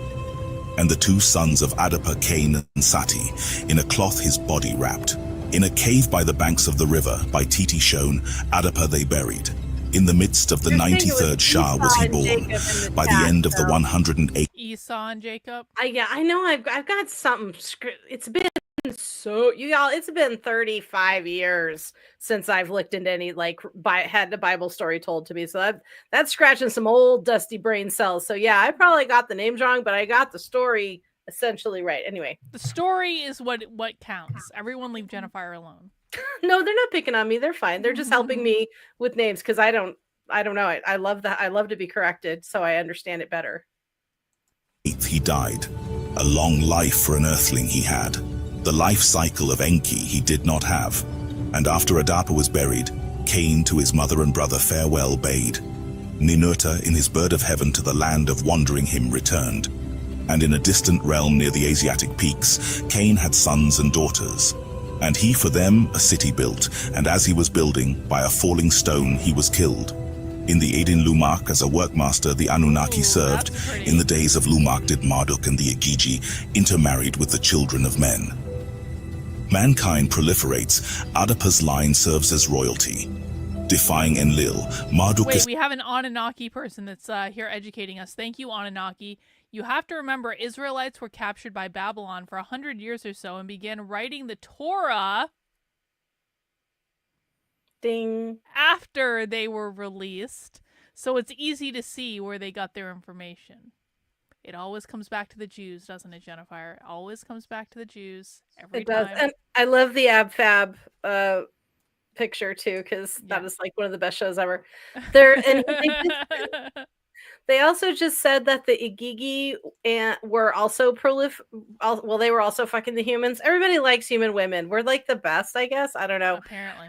Yeah. So the Igigi, remember, they're even taller. They're like 20 to 30 feet. So these guys are giants, even bigger than the Anunnaki. What's that gotta be? Oh, I don't even want to talk about it. I don't want to go on another tangent. I don't think it's possible. I don't know. Or maybe it's not true, or they're not as big as they say they are, which is kind of... I mean, it can't be true, though, because it's like, if it was true, they'd have to shrink their appendage down to, like, almost minuscule, and that's just not emasculate. That's very demasculating. Well, maybe the Igigi are really tiny hung. Maybe they don't have a whole lot. I don't know. Yeah, okay, let's just keep going. I don't want to think about it. But remember that the whole seraphim and Nephilim and all of that stuff in old Christian mythology is these half angels of the gods would come and they were with earthly women and they made a race of giants. Jennifer, I'm just saying we've thought about Dick enough already in this episode, and we have half an hour left, and I just want to finish it, okay? I'm not talking about Dick, but okay. Talking about how like there's a race of giants that was this is all like Christian mythology is catching up to this one now. It's just fascinating to me. I appreciate it. I do. Spouses and marries an earthling female. Celestial disturbances and climate changes affect Mars. The LGGI decide to all descend to Earth, seize children of men's daughters as their wives. The promiscuous Enki begets a new human son named Zusudra. Droughts and pestilences cause suffering on Earth. Enlil sees it as fated retribution and wants to return home. Ninhursag, who aged by Earth's cycles, also wants to return home. A mystery emissary that was sent by Creator of all warns them not to defy their destiny. Signs increase of a coming calamitous deluge. Most Anunnaki begin to depart back to Nibiru. Enlil enforces a plan to let mankind perish. Enki and Ninhursag start to preserve Earth's seeds of life. The remaining Anunnaki prepare for the day of the deluge and great flood. It will wipe out all of the rebellious Anunnaki and men. Nergal, Lord of the lower world, is to issue the warning. So the flood wasn't just to wipe out the humans, it was to wipe out all the rebellious people. Everything. It was meant to wipe everything out. Yeah. Doesn't seem very evolved. And the rebellious Anunnaki, yeah. The days of Lumak did Marduk and the Igigi with earthlings intermarry. In those days on Earth, the hardships were increasing. In those days on Lamu, also known as Mars with dryness and dust, was the planet enveloped.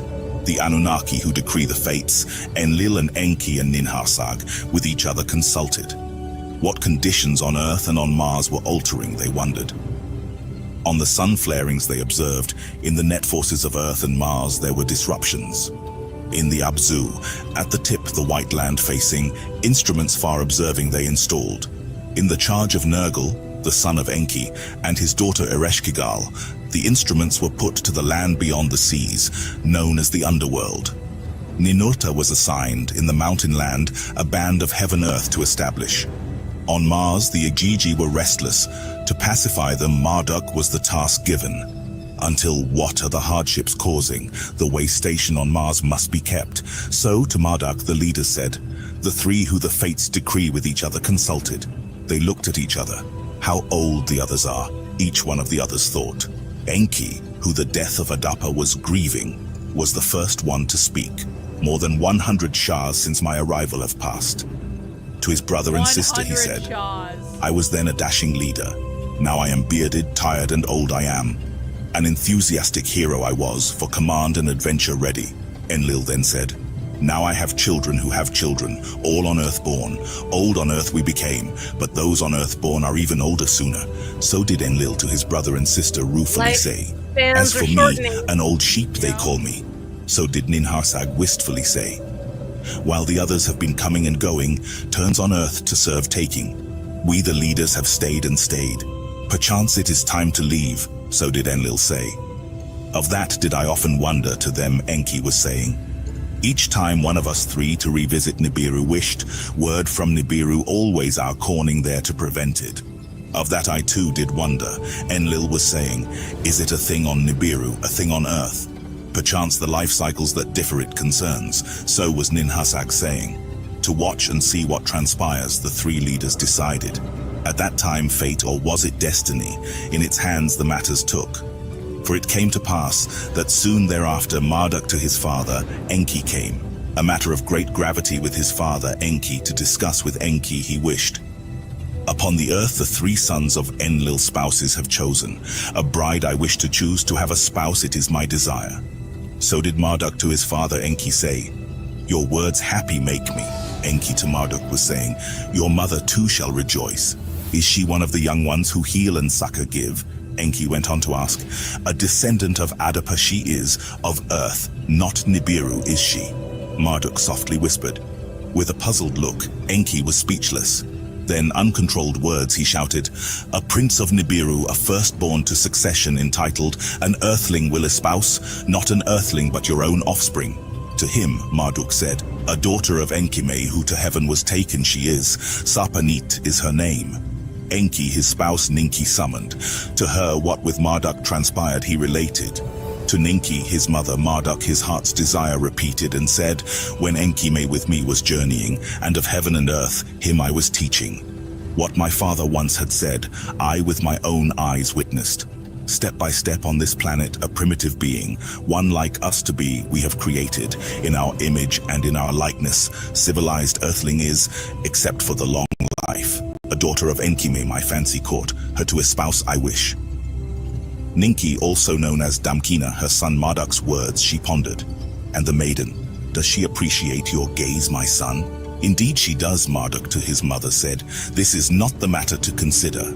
Enki with a raised voice said, if our son this shall do, to Nibiru with his wife he would never go, his princely rights on Nibiru he forever will forsake. To this Marduk with a bitter laughter responded, my rights on Nibiru are non-existent. Even on earth my rights as firstborn have been trampled. This indeed is my decision. From prince a king on earth become the master of this planet. Let it so be, Ninki said. Let it so be. Enki also said. They summoned Matushal, the bride's brother. Of Marduk's wish they him told. Humbled but with joy overwhelmed Matushal was. Let it so be, he said.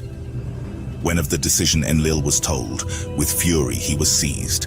It was one thing for the father with earthlings intercourse have, it is another matter for the son an earthling to espouse, lordship on her to bestow. When Ninhursag of the matter was told, greatly disappointed she was. Marduk any maiden of ours could espouse, even from my own daughters by Enki he could chose, half-sisters, as is the royal custom, he could espouse. So did Ninhursag say. With fury Enlil to Anu on Nibiru of the matter, words beamed up. Too far has this behavior gone, father, it cannot be allowed. To Anu the king Enlil said, on. Nibiru Anu the councillors summoned, the matter with urgency to discuss. In the rule books of such a matter, no rule they found. Anu the savants also summoned, the matter's consequences to discuss. On Nibiru Adapa, the maiden's progenitor could not stay. To Anu they were saying, therefore to return to Nibiru with her, Marduk forever must be barred. Indeed, having to earth cycles become accustomed, even without her Marduk's return impossible might be. So were the savants to Anu saying, with that the councillors too agreed. Let the decision to earth be beamed. Anu was saying, Marduk marry can, but on Nibiru a prince he shall no more be. The decision by Enki and Marduk was accepted. Enlil too to the word from Nibiru bowed. Let there be a wedding celebration, in Eridu let it be, Ninki to them said. In the Eden Marduk and his bride cannot stay. Enlil the commander announced. Let us to Marduk and his bride a wedding gift make, a domain of their own, away from the Eden in another land. So did Enki to Enlil say. Of Marduk being sent away, Enlil with consent to himself was thinking, to what land, of what domain are you speaking? Enlil to his brother Enki said, a domain above the Abzu, in the land that the upper sea reaches, one that by waters from the Eden is separated, that by ships can be reached. So did Enki to Enlil say. Let it so be. So is this like the start of Atlantis or something? Is that what this is? I'm not sure where they're leading with this, if it's going to be Atlantis or, yeah, I don't know. I mean, I guess we'll find out. Said. In Eridu, a wedding celebration Ninki for Marduk and Sarpanit arranged. Her people, by the sound of I'll a be right copper back. drum, the ceremony All right. announced, with 7 tambourines, her sisters, the bride to her spouse, presented. A great multitude of civilized earthlings in Eridu assembled, like a coronation to them the wedding was. Young Anunnaki also attended. Igigi from Mars in great numbers came. To celebrate our leader's wedding, of Nibiru and Earth a union, to witness we came. So did the Igigi, their arrival in large numbers, explain. Now this is the account of how the Igigi and the daughters of the Earthlings were abducted, and how afflictions followed, and Zeusudra, who is also known as Noah, oddly was born. In a great Noah. number did the Igigi from Mars to Earth come. Only 1/3 of them on Mars stayed. To Earth came 200. To be with their leader Marduk, his wedding celebration to attend, was their explanation. Unbeknownst to Enki and Enlil was their secret. To abduct and have conjugation was their plot. Unbeknownst to the leaders on Earth, a multitude of the Igigi on Mars got together. What to Marduk permitted is from us too, should not be deprived. To each other they said, enough of suffering and loneliness, of not offspring ever having, was their oath.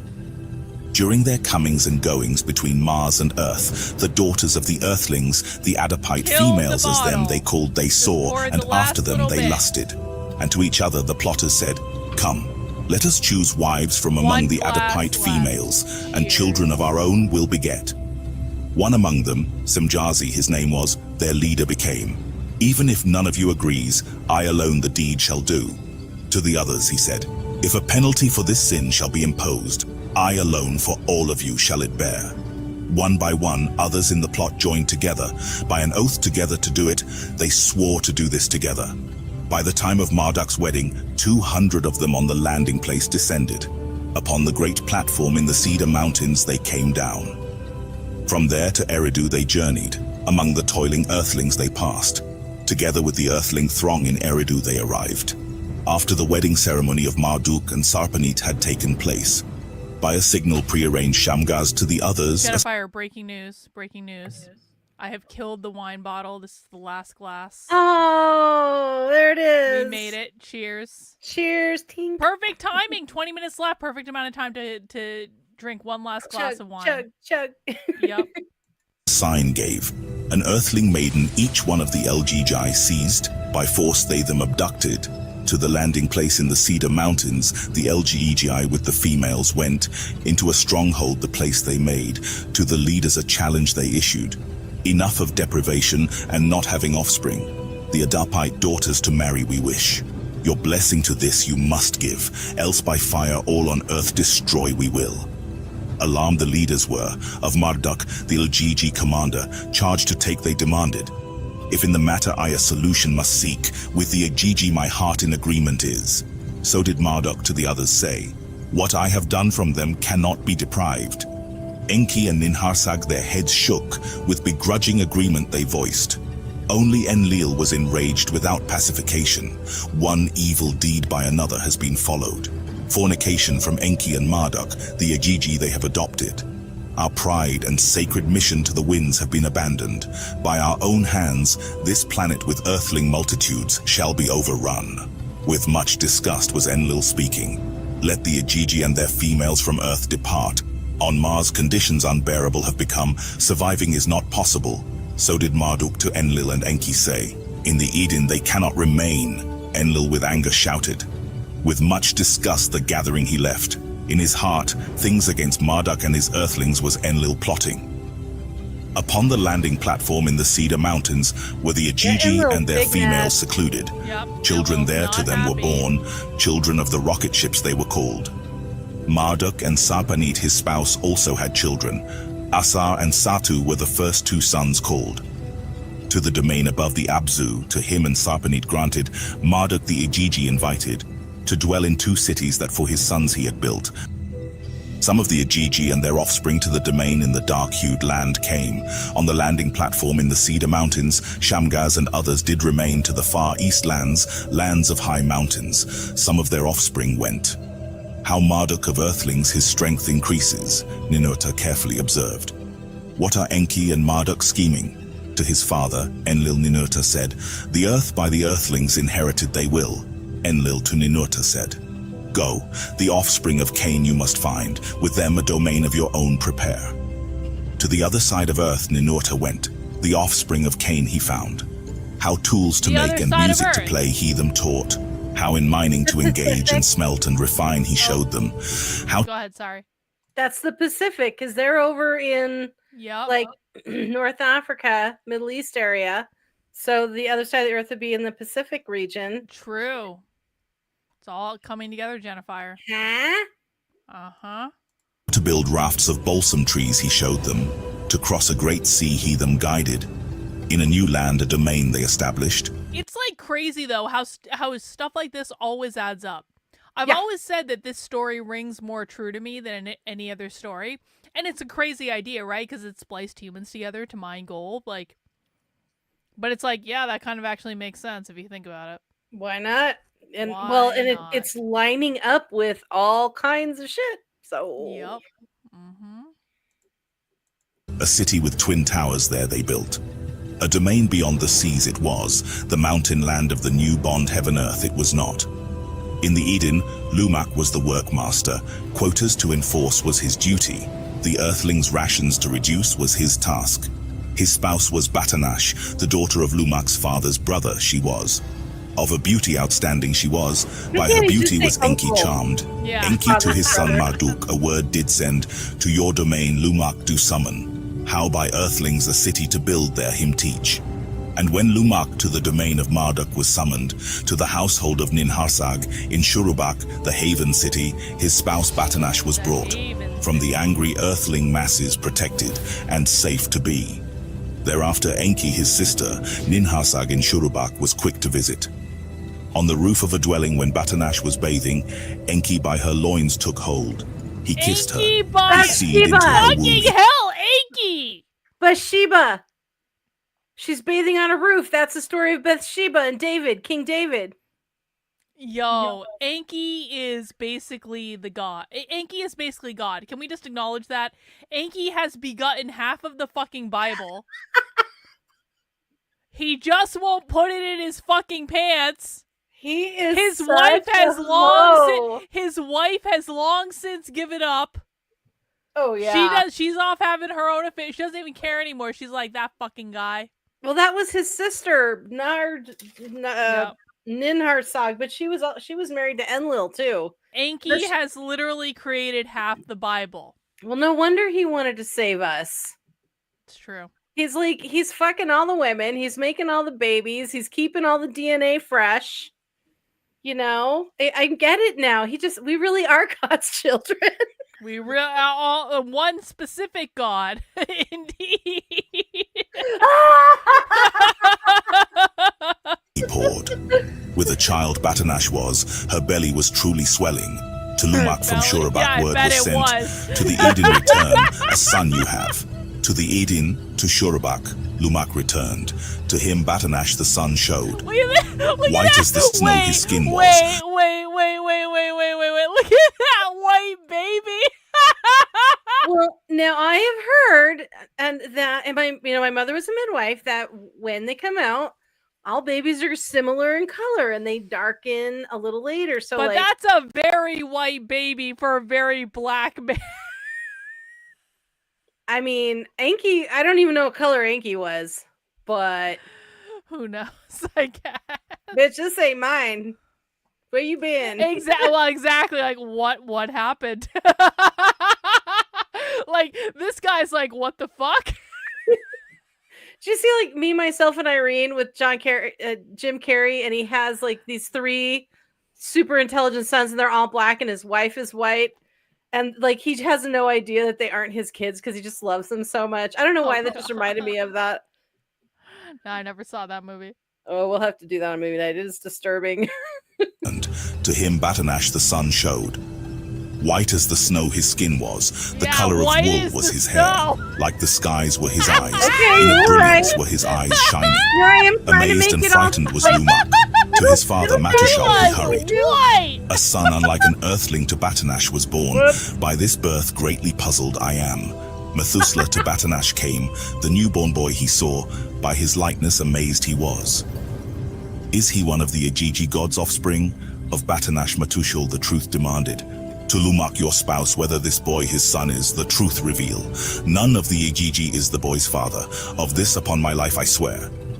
So did Batanash him answer. I didn't sleep with To him, his I son Lamek promise. Matushala The then Igigi are the turned, other- a calming they're the arm on his giant- shoulder. Oh, right, The right. giant workforce. Yeah, Okay. that's the Igigi. Yeah, So I didn't sleep with the Igigi. I slept with Aki.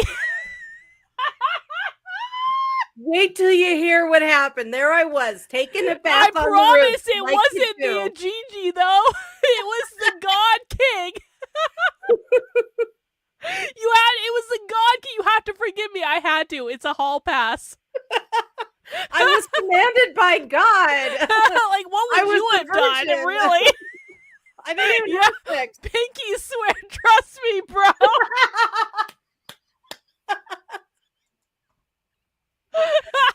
Girl, where you been? Shoulders he put. Taking a Yeah. A bath? mystery the boy is, but in his oddness, an omen to you is revealed. Unique he is, for a task unique by destiny he was chosen. What that task is, I know not. In time appropriate, known it shall become. In So time was Methuselah to his son appropriate, Lamak you'll saying. find out. To what on earth was transpiring he was alluding. In those days the sufferings on earth were increasing. The days colder grew. The skies their rains were holding back. Fields their crops diminished. In the sheepfolds ewe lambs were few. Let the son to you born, unusual as he is, an omen be that a respite is coming. So did Matushala to his son Lumak say, let respite be his name. To Matushal and Lumak Batanash, her son's secret did not reveal. Ziusudra, he of long bright life days, she called Wait, him. In Shurubak he was Zeusidra? Zeusidra. Zuisidra. That's an interesting name, isn't it? It is. I think it's a female though name. Wow. Oh, he of long bright Yep. life day. Oh, He of Zuisidra. long, bright like life Zeus? days. Mhm. Maybe. Ziusudra, he of long bright life days, she called him. In Shurubak he was raised. Ninhasag on the child her protection and affection was bestowed. Of much understanding he was endowed. With knowledge he was by her provided. Enki, the child greatly adored. To read the writings of Adapa him he taught. The priestly rites how to observe and perform the boy as a young man learned. In the 110th Shah was Yusudra, He's also known as albino. Noah, was born. In Yeah, Shurubak he's white. he grew up and is Maybe it was an albino. Well, albinos I think have pink eyes or pinkish pale eyes. No, it was just a child of Enki, Jennifer. It was not. Okay. you know. Because Enki This has isn't, magic. this isn't rocket science. Enki couldn't keep it in his pants. But he didn't make any white kids before. So for some Well, reason he made this white kid. I mean, like I mean, who knows? humankind's natural skin color is dark. With like white people are like a mutation. So he had a mutation Maybe. kind of a thingy. He has like Who knows? rainbow sperm. Who knows? espoused Emzara, and she bore him 3 sons. In his days, the sufferings on earth intensified. Plagues and starvations the earth afflicted. Now this is the account of earth's tribulations before the deluge, and how the mysterious Galzu decisions of life and death in secret guided. By the conjugations of Igigi and the earthling daughters was Enlil greatly disturbed. By Marduk's espousal of an earthling female, Enlil was much distraught. In his eyes, the Anunnaki mission to Earth had become perverted. To him, the howling, shouting earthling masses, an anathema became. Oppressive the pronouncements of the earthlings have become. The conjugations of sleep deprive me. So did Enlil to the other leaders say. In the days of Ziusudra, plagues and pestilences the earth afflicted. Aches, dizziness, chills, fevers the earthlings overwhelmed. Let us the earthlings curing teach how themselves to remedy to learn, so did Ninhasag say. This by decree I forbid, Enlil to her retorted. In the lands where to the earthlings have spread, waters from their sources did not rise. The earth shut its womb, vegetation did not sprout. Let us the earthlings pond and canal building teach. Let them from the seas fish and sustenance obtain. So did Enki to the other leaders say. This by decree I forbid, Enlil to Enki said. let the earthlings by hunger and pestilence perish. For one Shah, the earthlings ate the grasses of the fields. For the second Shah and the third Shah, the vengeance of Enlil they suffered. In Shurubak, Ziusudra's city, the suffering unbearable was becoming. To Eridu, Ziusudra, also known as Noah, of the earthlings a spokesman, journeyed to the house of the Lord Enki. Noah's He made his way by the name of his lord he Noah's called. wife. For help and salvation looks to like him, Zeus he right pleaded. there. Enki by Enlil's decrees was bound. In those days, the Why do they Anunnaki have for their two own such different surviving were names, though? It's concerned. weird. I Their don't own know. rations were diminished. By Earth's changes, they themselves afflicted and aged quicker became. On Earth as on Mars, the seasons their regularity lost. For one Shah, for two Shahs, from Nibiru the heavenly circuits were studied. Oddities in the planetary destinies from Nibiru were observed. Stormtroopers. On the sun's face, black spots were appearing. From its face, flames shot up. That's Star Wars The right planet there. Kishar, That's known as Star also, Wars. was misbehaving. Its host its footings lost, Star dizzying were their Wars. circuits. The hammered bracelet known as the at asteroid this. belt was by unseen net forces pulled and pushed. For reasons unfathomed, the sun Alright, its James family Bond, was I don't upsetting. know. The Oh, wow, destinies that of was the fast. celestials by Get through. unsavory Where's that? fates were You know, overtaken. It was the last little bit. On Nibiru, the savants' I'm just alarms telling you, I raised. don't know In the public where we squares, are the in this people shot. gathered. The creator of all to Hang on. Yeah, we don't know. We don't know. We're not entirely sure where we are here because our counting of time in modern days is already kind of fucked up. So I don't know when this is, but I mean, it's saying Noah. So I think we're about to have the flood. So they have skipped Atlantis completely, which I am super disappointed in. As detailed as this has been, True. they skipped Atlantis, they skipped Lemuria. I am not okay with this. Because I feel like they founded like Atlantis. Like it doesn't make any sense that they wouldn't otherwise. Like it doesn't make sense. Well, Atlantis was a city of hybrids and aliens and humans, and Right. it was very advanced, and it was way before it disappeared. So did Lemuria because of the flooding of the Younger Dryas. So either this is a flood before the Younger Dryas, or this is the Younger Dryas, and they're just skipping over those two big civilizations. Maybe they'll get to it in future episodes. They have a whole lot on this channel, and I am in love with this channel. We should just like make our entire show about watching this channel, honestly. 'Cause this is like pretty fucking great. Pretty Can we just easy. admit this is awesome? The movies are awesome. They have all sorts of innuendo. Like they're accurate. We know they're. I mean, accurate. Accurate. In the way of woo, right? I love this channel. This is great. All right, 12 more minutes, guys. We're almost done. Hang in. Home Hang in. stretch. We're almost there. The longest episode ever. primordial days, the heavens is returning, angry as the creator of all. Voices from amongst the people shouted. On earth, the tribulations were increasing. Fear and famine their heads reared. For 3 Shahs, for 4 Shahs, the instruments the White Land facing were observed. By Nergal and Ereshkigal, odd rumblings in the White Land snows were recorded. The snow ice that the White Land covers is sliding. So did they from Abzu's tip report. In the land beyond the seas, Ninurta in his haven foretelling instruments established, quakes and jitters at the Earth's bottom with the instruments he noticed. An odd matter is afoot. So did Enlil to Anu I on wonder Nibiru if this words is of when alarm the send. magnetic For the shift 5th Shah, happened. What's that? The pole shift. There was a pole shift around this time too. It happened before. And that's like there was some earthquakes and things, and then what happened is the theory is that the Earth, so Antarctica was actually iceless, and there was settlements and stuff there. And when the pole shift happened, it screwed up, and the Earth rotated like 45 degrees or something, and that's what oriented us to where we are now. That's why the Sahara was fertile and green, and they found oceanic fossils there, and that's why they think Atlantis was up there because they found this ring thing there. And so and then it just fucking dried out after it flooded and then dried out. So something like that. Anyway, it's fascinating shit. I love this kind of stuff. Anyway. For the 6th Shah, the phenomena gained strength. On Nibiru, the savants an alarm raised, of calamities to the king they forewarnings gave. The next time Nibiru the sun shall be nearing, Earth to Nibiru's net force exposed shall be. Mars in its circuits on the sun's other side shall a station take. From the net force of Nibiru, Earth in the heavens protection shall not have. Kishar and its host agitated shall be. Mars shall also shake and wobble. In Earth's great below, the snow ice of the white land its footing is losing. The next time Nibiru, the closest to Earth, shall approach, the snow ice off the white land's surface shall come a-sliding. A watery calamity it shall cause. By a huge wave, a deluge, the Earth will be overwhelmed. On Nibiru Great was the consternation, uncertain about Nibiru's own fate. Kings, savants, and counselors about Earth and Mars, also greatly worried. The king and the counselors a decision made. For evacuating Earth and Mars, the Anunnaki must prepare.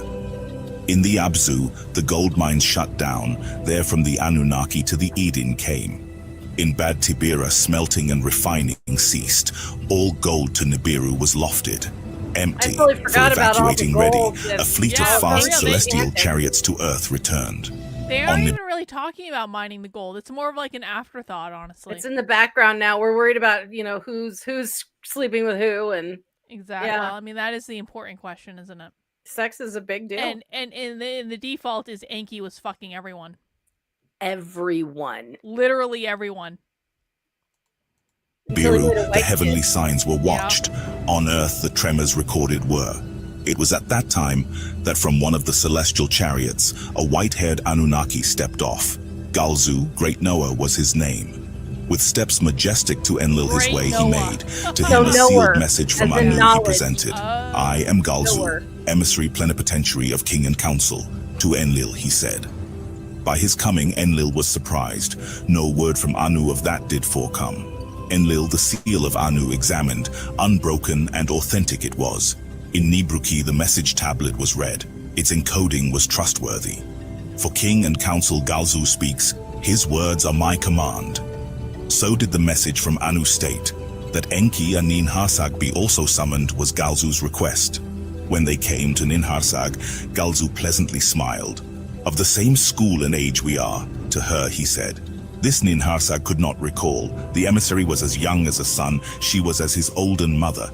Simple is the explanation. Galzu to her said, by our winter's slumbered life cycles it is caused.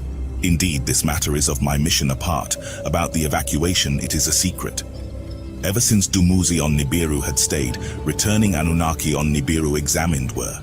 Those who on Earth the longest stayed by the returning harshly were afflicted.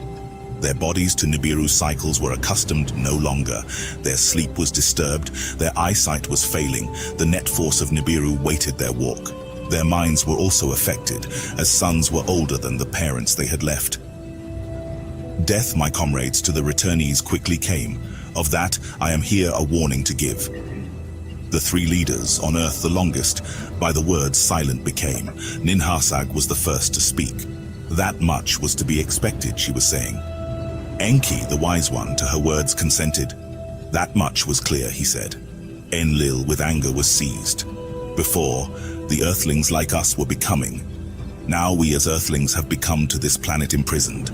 This whole mission to a nightmare turned by Enki and his Earthlings from masters to slaves we were made. To the outburst, Galzu with compassion listened. Indeed, much there is to ponder, he said. On Nibiru, much thinking and soul-searching deep questions are raising. Should Nibiru to its fate been left, whatever by the Creator of all intended, to be let to happen? Or was the coming to Earth by the Creator of all conceived? And we only unwitting emissaries? Of that, my comrades, the debate will continue. So was Galzu to them saying, now this is the secret command from Nibiru. The three of you on Earth will remain. Only to die to Nibiru you will return. In celestial chariots, the Earth encircling, the calamity you shall outwait. To each of the other Anunnaki, a choice to leave or the calamity outwait must be given. The Ijiji who Earthlings espoused must between departure and spouses choose. No Earthling, Marduk Sarpanit included, to Nibiru to journey is allowed. For all who stay and what happens see, in celestial chariots they safety must seek. As for all the others, to depart for Nibiru forthwith they ready must be. So did Galzu Nibiru's commands to the leaders in secret reveal. Now this is the account of how the Anunnaki to abandon Earth decided, and how an oath they took mankind, to let in the deluge perish. In Nibruki, Enlil a council of Anunnaki and Igigi commanders summoned. The leaders' sons and their children also were present. Word of the impending calamity, Enlil to them a secret revealed. To a bitter end, Earth's mission has come, said Enlil. All who wish to leave will leave in celestial boats to Nibiru will be evacuated. But if earthling spouses they have, without the spouses they must leave. Igigi, who to their spouses and offspring attached are, let them to the highest peaks on earth escape. As for a few of us Anunnaki who will choose to stay, in boats of heaven in earth's skies will we remain, the calamity to outwait, the fate of earth to witness. As the commander, I shall be the first one to stay. So was Enlil saying. By their own choice will be the others. With my father I choose to stay, the calamity to face. So did Ninurta announce. To the lands beyond the oceans after the deluge, I will return. Nana, Enlil's on Earth firstborn, an odd wish announced, the deluge to outwait not in Earth's skies but on the moon. That was his wish. Enki, an eyebrow raised. Enlil, though puzzled, approved. Ishkur, Enlil's youngest, to remain on Earth with his father, his decision made. Utu and Inanna, Nana's children who on Earth were born to stay, they declared. Enki and Damkina, known as Ninki, to stay and Earth not abandon chose. Proudly they so announced. The Igigi and Sapanit I shall not desert. Marduk with anger stated. One by one Enki's other sons their choice to stay announced. Nergal and Gibel, Ninagal and Ningish Zida and Dumuzi too. All eyes to Ninhursag then turned. So they With know pride her choice to stay, she declared, my life work is here. They know and they're staying anyway. Like Well- honorable men who have fucked all the earth women. At least they're staying around and being good daddies. I mean, that's a thing. True. So they're talking about going to the moon, but they're saying go to the highest peaks where it's going to be safest. Because this is like the Younger Dryas win, and they're not sure what exactly caused it. Everything's like a meteorite hit this huge ice sheet and like hyper melted it. Oh, that makes sense. And then there was a huge lake that was forming of fresh water, and it finally melted enough that it just splooshed and like took it. What is it? 25%? Maybe no, probably not that much. Somebody will have to look it up for me. I'm not going to do it right now, but a large percentage of land was lost and is still underwater. That's why Lemuria and Atlantis were buried. Like, well, maybe in the next one, we can bring up Google Earth and I'll show you where Lemuria was. You'll see That it. would be a good idea. Really We should cool. definitely do that.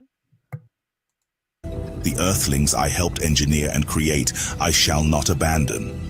By her words, Anunnaki and Igigi to a clamor were stirred. About the earthlings' fate they inquired. Let the earthlings for the abominations perish. So did Enlil proclaim. A wondrous being by us was created. By us saved it must be, Enki to Enlil shouted. To this Enlil with his own shouted words retorted. From the very beginning at every turn, the decisions by you modified were. To primitive workers procreating you gave, to them knowledge of good and evil you endowed. The powers of the creator of all into your hands you have taken. With fornication Adapa you conceived, understanding to his line you gave. His offspring to the heavens you have taken, our wisdom with them you shared. Every rule you have broken, decisions and command you ignored. Because of you, by a civilized earthling brother, a brother was murdered. Because of Marduk, your son the Igigi, like him with earthlings intermarried. Who is lordly from Nibiru, to whom the earth alone belongs. To no one is no longer known. Enough to all that I say. The abominations cannot continue. Yes, Now that Renan, a it calamity is. by a destiny unknown has been ordained, let what must happen, happen. So did Enlil angrily proclaim. That all leaders solemnly swear to let events unhindered occur, of all Enlil demanded. First to take the oath of silence was Ninurta, others of Enlil's side followed. Nergal of Enki's sons was first to take the oath, others of Enki's sons followed. To your command I bow, Marduk to Enlil said, but of what worth is the swearing? If Igigi their spouses will abandon, would not the fear among the earthlings spread? Ninhursag was in tears, the words of the oath she faintly whispered. Enlil at his brother Enki gazed. It is the wish of king and council, to him he said, why will you bind me with an oath? Enki to his brother Enlil asked. The decision by you was made. On earth it is a commandment. The floodwaters I cannot arrest. The earthling multitudes I cannot save. To what oath to bind me you therefore desire? So did Enki his brother ask. To let it all happen as if by fate decreed. Let it as Enlil's decision be known. On Enlil alone let the responsibility forever rest. So did Enki to all pronounce. Then Enki from the assembly departed disappointed. Marduk with him also left. With quick words of command, Enlil the assembly to order brought tasks for what was to be done, he with firm decisions assigned. Between those who will depart and those who will stay the grouping arrange. Places for assembly to designate, equipment to collect, chariots to assign. First to depart were those who to Nibiru were returning, with much embracing and the locking of arms, in joy mixed with sorrow. The celestial boats they boarded. One after the other, the vehicles from Sipar roared aloft. At first those left behind journey safely. I shouted, then muted were the cries. After the launchings toward Nibiru completed were, the turn of Marduk and the Ajiji with earthling spouses came. Marduk them all on the landing place assembled, a choice to them he gave. With him and Sarpanit and 2 sons and the daughters to Lahmu go, there the calamity outwait, or to distant mountain lands on earth disperse, a haven from the deluge to find. Enlil then of those who remained took account, by groupings to them chariots he assigned. Ninurta to the mountain lands beyond the oceans, Enlil directed on earth's rumblings to report. While the others sat idly waiting, Enki and Ninharsag a challenging task undertook. Ninharsag in Shurabak by some of her female assistants was helped. Enki by Ningish Zida in the Go ahead.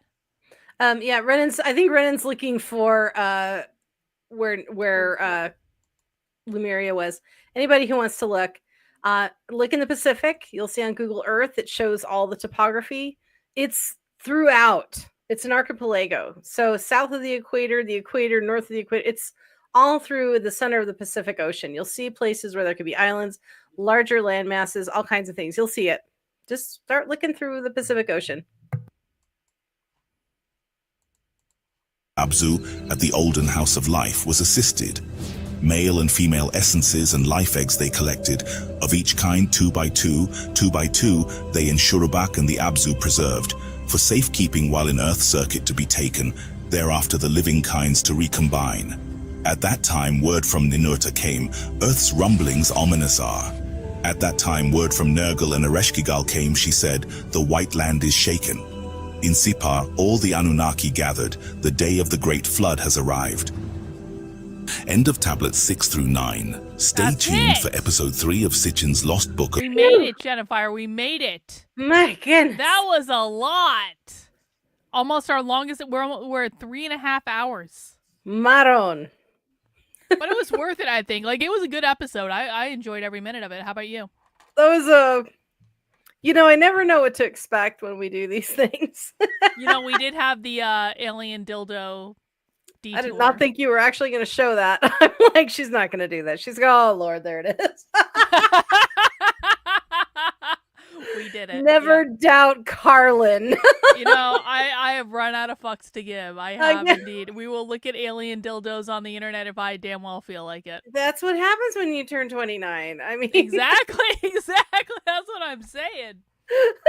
But are we gonna continue? We're gonna do book 3 next week. Yeah, we can do book 3. I think that's nice. It's kind of a no-brainer. These are very entertaining. I love it. I think it's great. Right on. Let's do it. Quick announcements to just uno momentito. We've got a movie night coming up on Friday. Oh, yeah. I want to pump this for my friend Guess Allison. who's coming to dinner? We're doing movie night on Friday in the supporter Discord. Guess who's coming to dinner? Right? No, I think, that's what she had, and then decided not to. Yeah, well, she didn't. She was going to play that last Friday and then didn't. So that might be what is happening next. So it's either going to be Guess Who's Coming to Dinner or Harold and Maude. I don't know. Oh, right. Fucking Harold and Maude. I'm not sure what she's going to do. So, but come on Friday. She starts at 9 Eastern. Allison Onestog is our resident. She does her cutoff for movie dates is 1979. So she's doing the vintage stuff. Yeah. Vintage vault. Vintage movie night on Friday night in the supporter Discord, and everyone should come to it. It's going to be awesome. Yeah, and she does a great job. She's a lot of fun. Because she lived the life, man. She's awesome. She's Honest legit. Dog Allison is the best. Totally. On Sunday, we are doing, of course, the full 2.5 hour version of the silent movie, Metropolis. Fuck, I forgot about that. Yeah, Metropolis. I'm gonna have to pay attention. Yeah, you have to read shit. I mean, it's kind of a drag, but that's why I was You like, know what? We watch socialism on this channel. We can watch Metropolis. All right, we're doing it. It's a classic. It is iconic. We have to watch it. highly entertaining. Well, I gave the chat last movie night. I was like, you guys want the short rock version that's an hour and a half, or do you want the full length restored full version? Original? Yeah, everybody wanted. We don't half-ass anything in this community, Jennifer. We do the full thing. That is true. Mac B says we are doing it as, and he's using all capitals, so you know he's serious. Oh, he means it then. Yep, it's true. Yep. Carol the Mod. See, I don't like Carol the Mod, but Vince likes it. Yeah, I'm not sure. She will definitely put an announcement up in the supporter Discord. So keep your eyes out on that and the movie night announcements. I may have had a traumatic experience with Harold the Mod though, so no one needs to judge it based on my traumatic experience with a boy I was having sex with that I shouldn't have been having sex with. Oh God. Well, yeah, I mean, yeah. Not everybody loves every single movie. That's why we have so many great options, and you can watch whatever you want to watch. It's good shit. So we're doing that. Mac is going to help co-host with me that night on Sunday night because it is a juggernaut, and he wanted to do it as much as I did, and so I'm like, we'll do it together. And then Mac does his Mac B movie nights on Monday, and he's going to be doing somewhere in December. I'm looking for it. Here it is. He's going to be doing the Changelings. The Changelings. That's a good one. I have no idea. He's pulling out some shit that I have never even heard of. Mac B has like the best movie night list of everyone. I swear to God, he really does. He there's some cult classics that I never even heard of before, and like I've heard of a lot of stuff. Yeah, I've heard the titles, but I never watched them, and I thought this was going to be like Celtic kind of mythology, but no, it's aliens. So yeah. And those are the announcements that I have. Come on, camera, don't be a dick. There we go. Wow. Awesome. Well, we made it through another night, guys. We are done. That is like the longest episode ever in the history of DISENRAGE, but I think it was worth it. We will be continuing with the Anunnaki series next week with episode 3. And come join the supporter Discord if you're not a supporter yet. Join my Substack, carlin.substack.com, or locals, and come to the supporter Discord for movie nights on Friday, Sunday, and Monday now. We have 3 nights of movie nights in the supporter Discord. I want to thank everyone that facilitates those movie nights, including Jennifer with our flagship movie night on Sunday. 2.5 years, baby. The original movie night. We have watched so many movies. Jennifer has a whole spreadsheet. She plans out a year in advance. Practically, yeah. We've already got another year's worth of movies to watch, so. Oh, easily. Easily.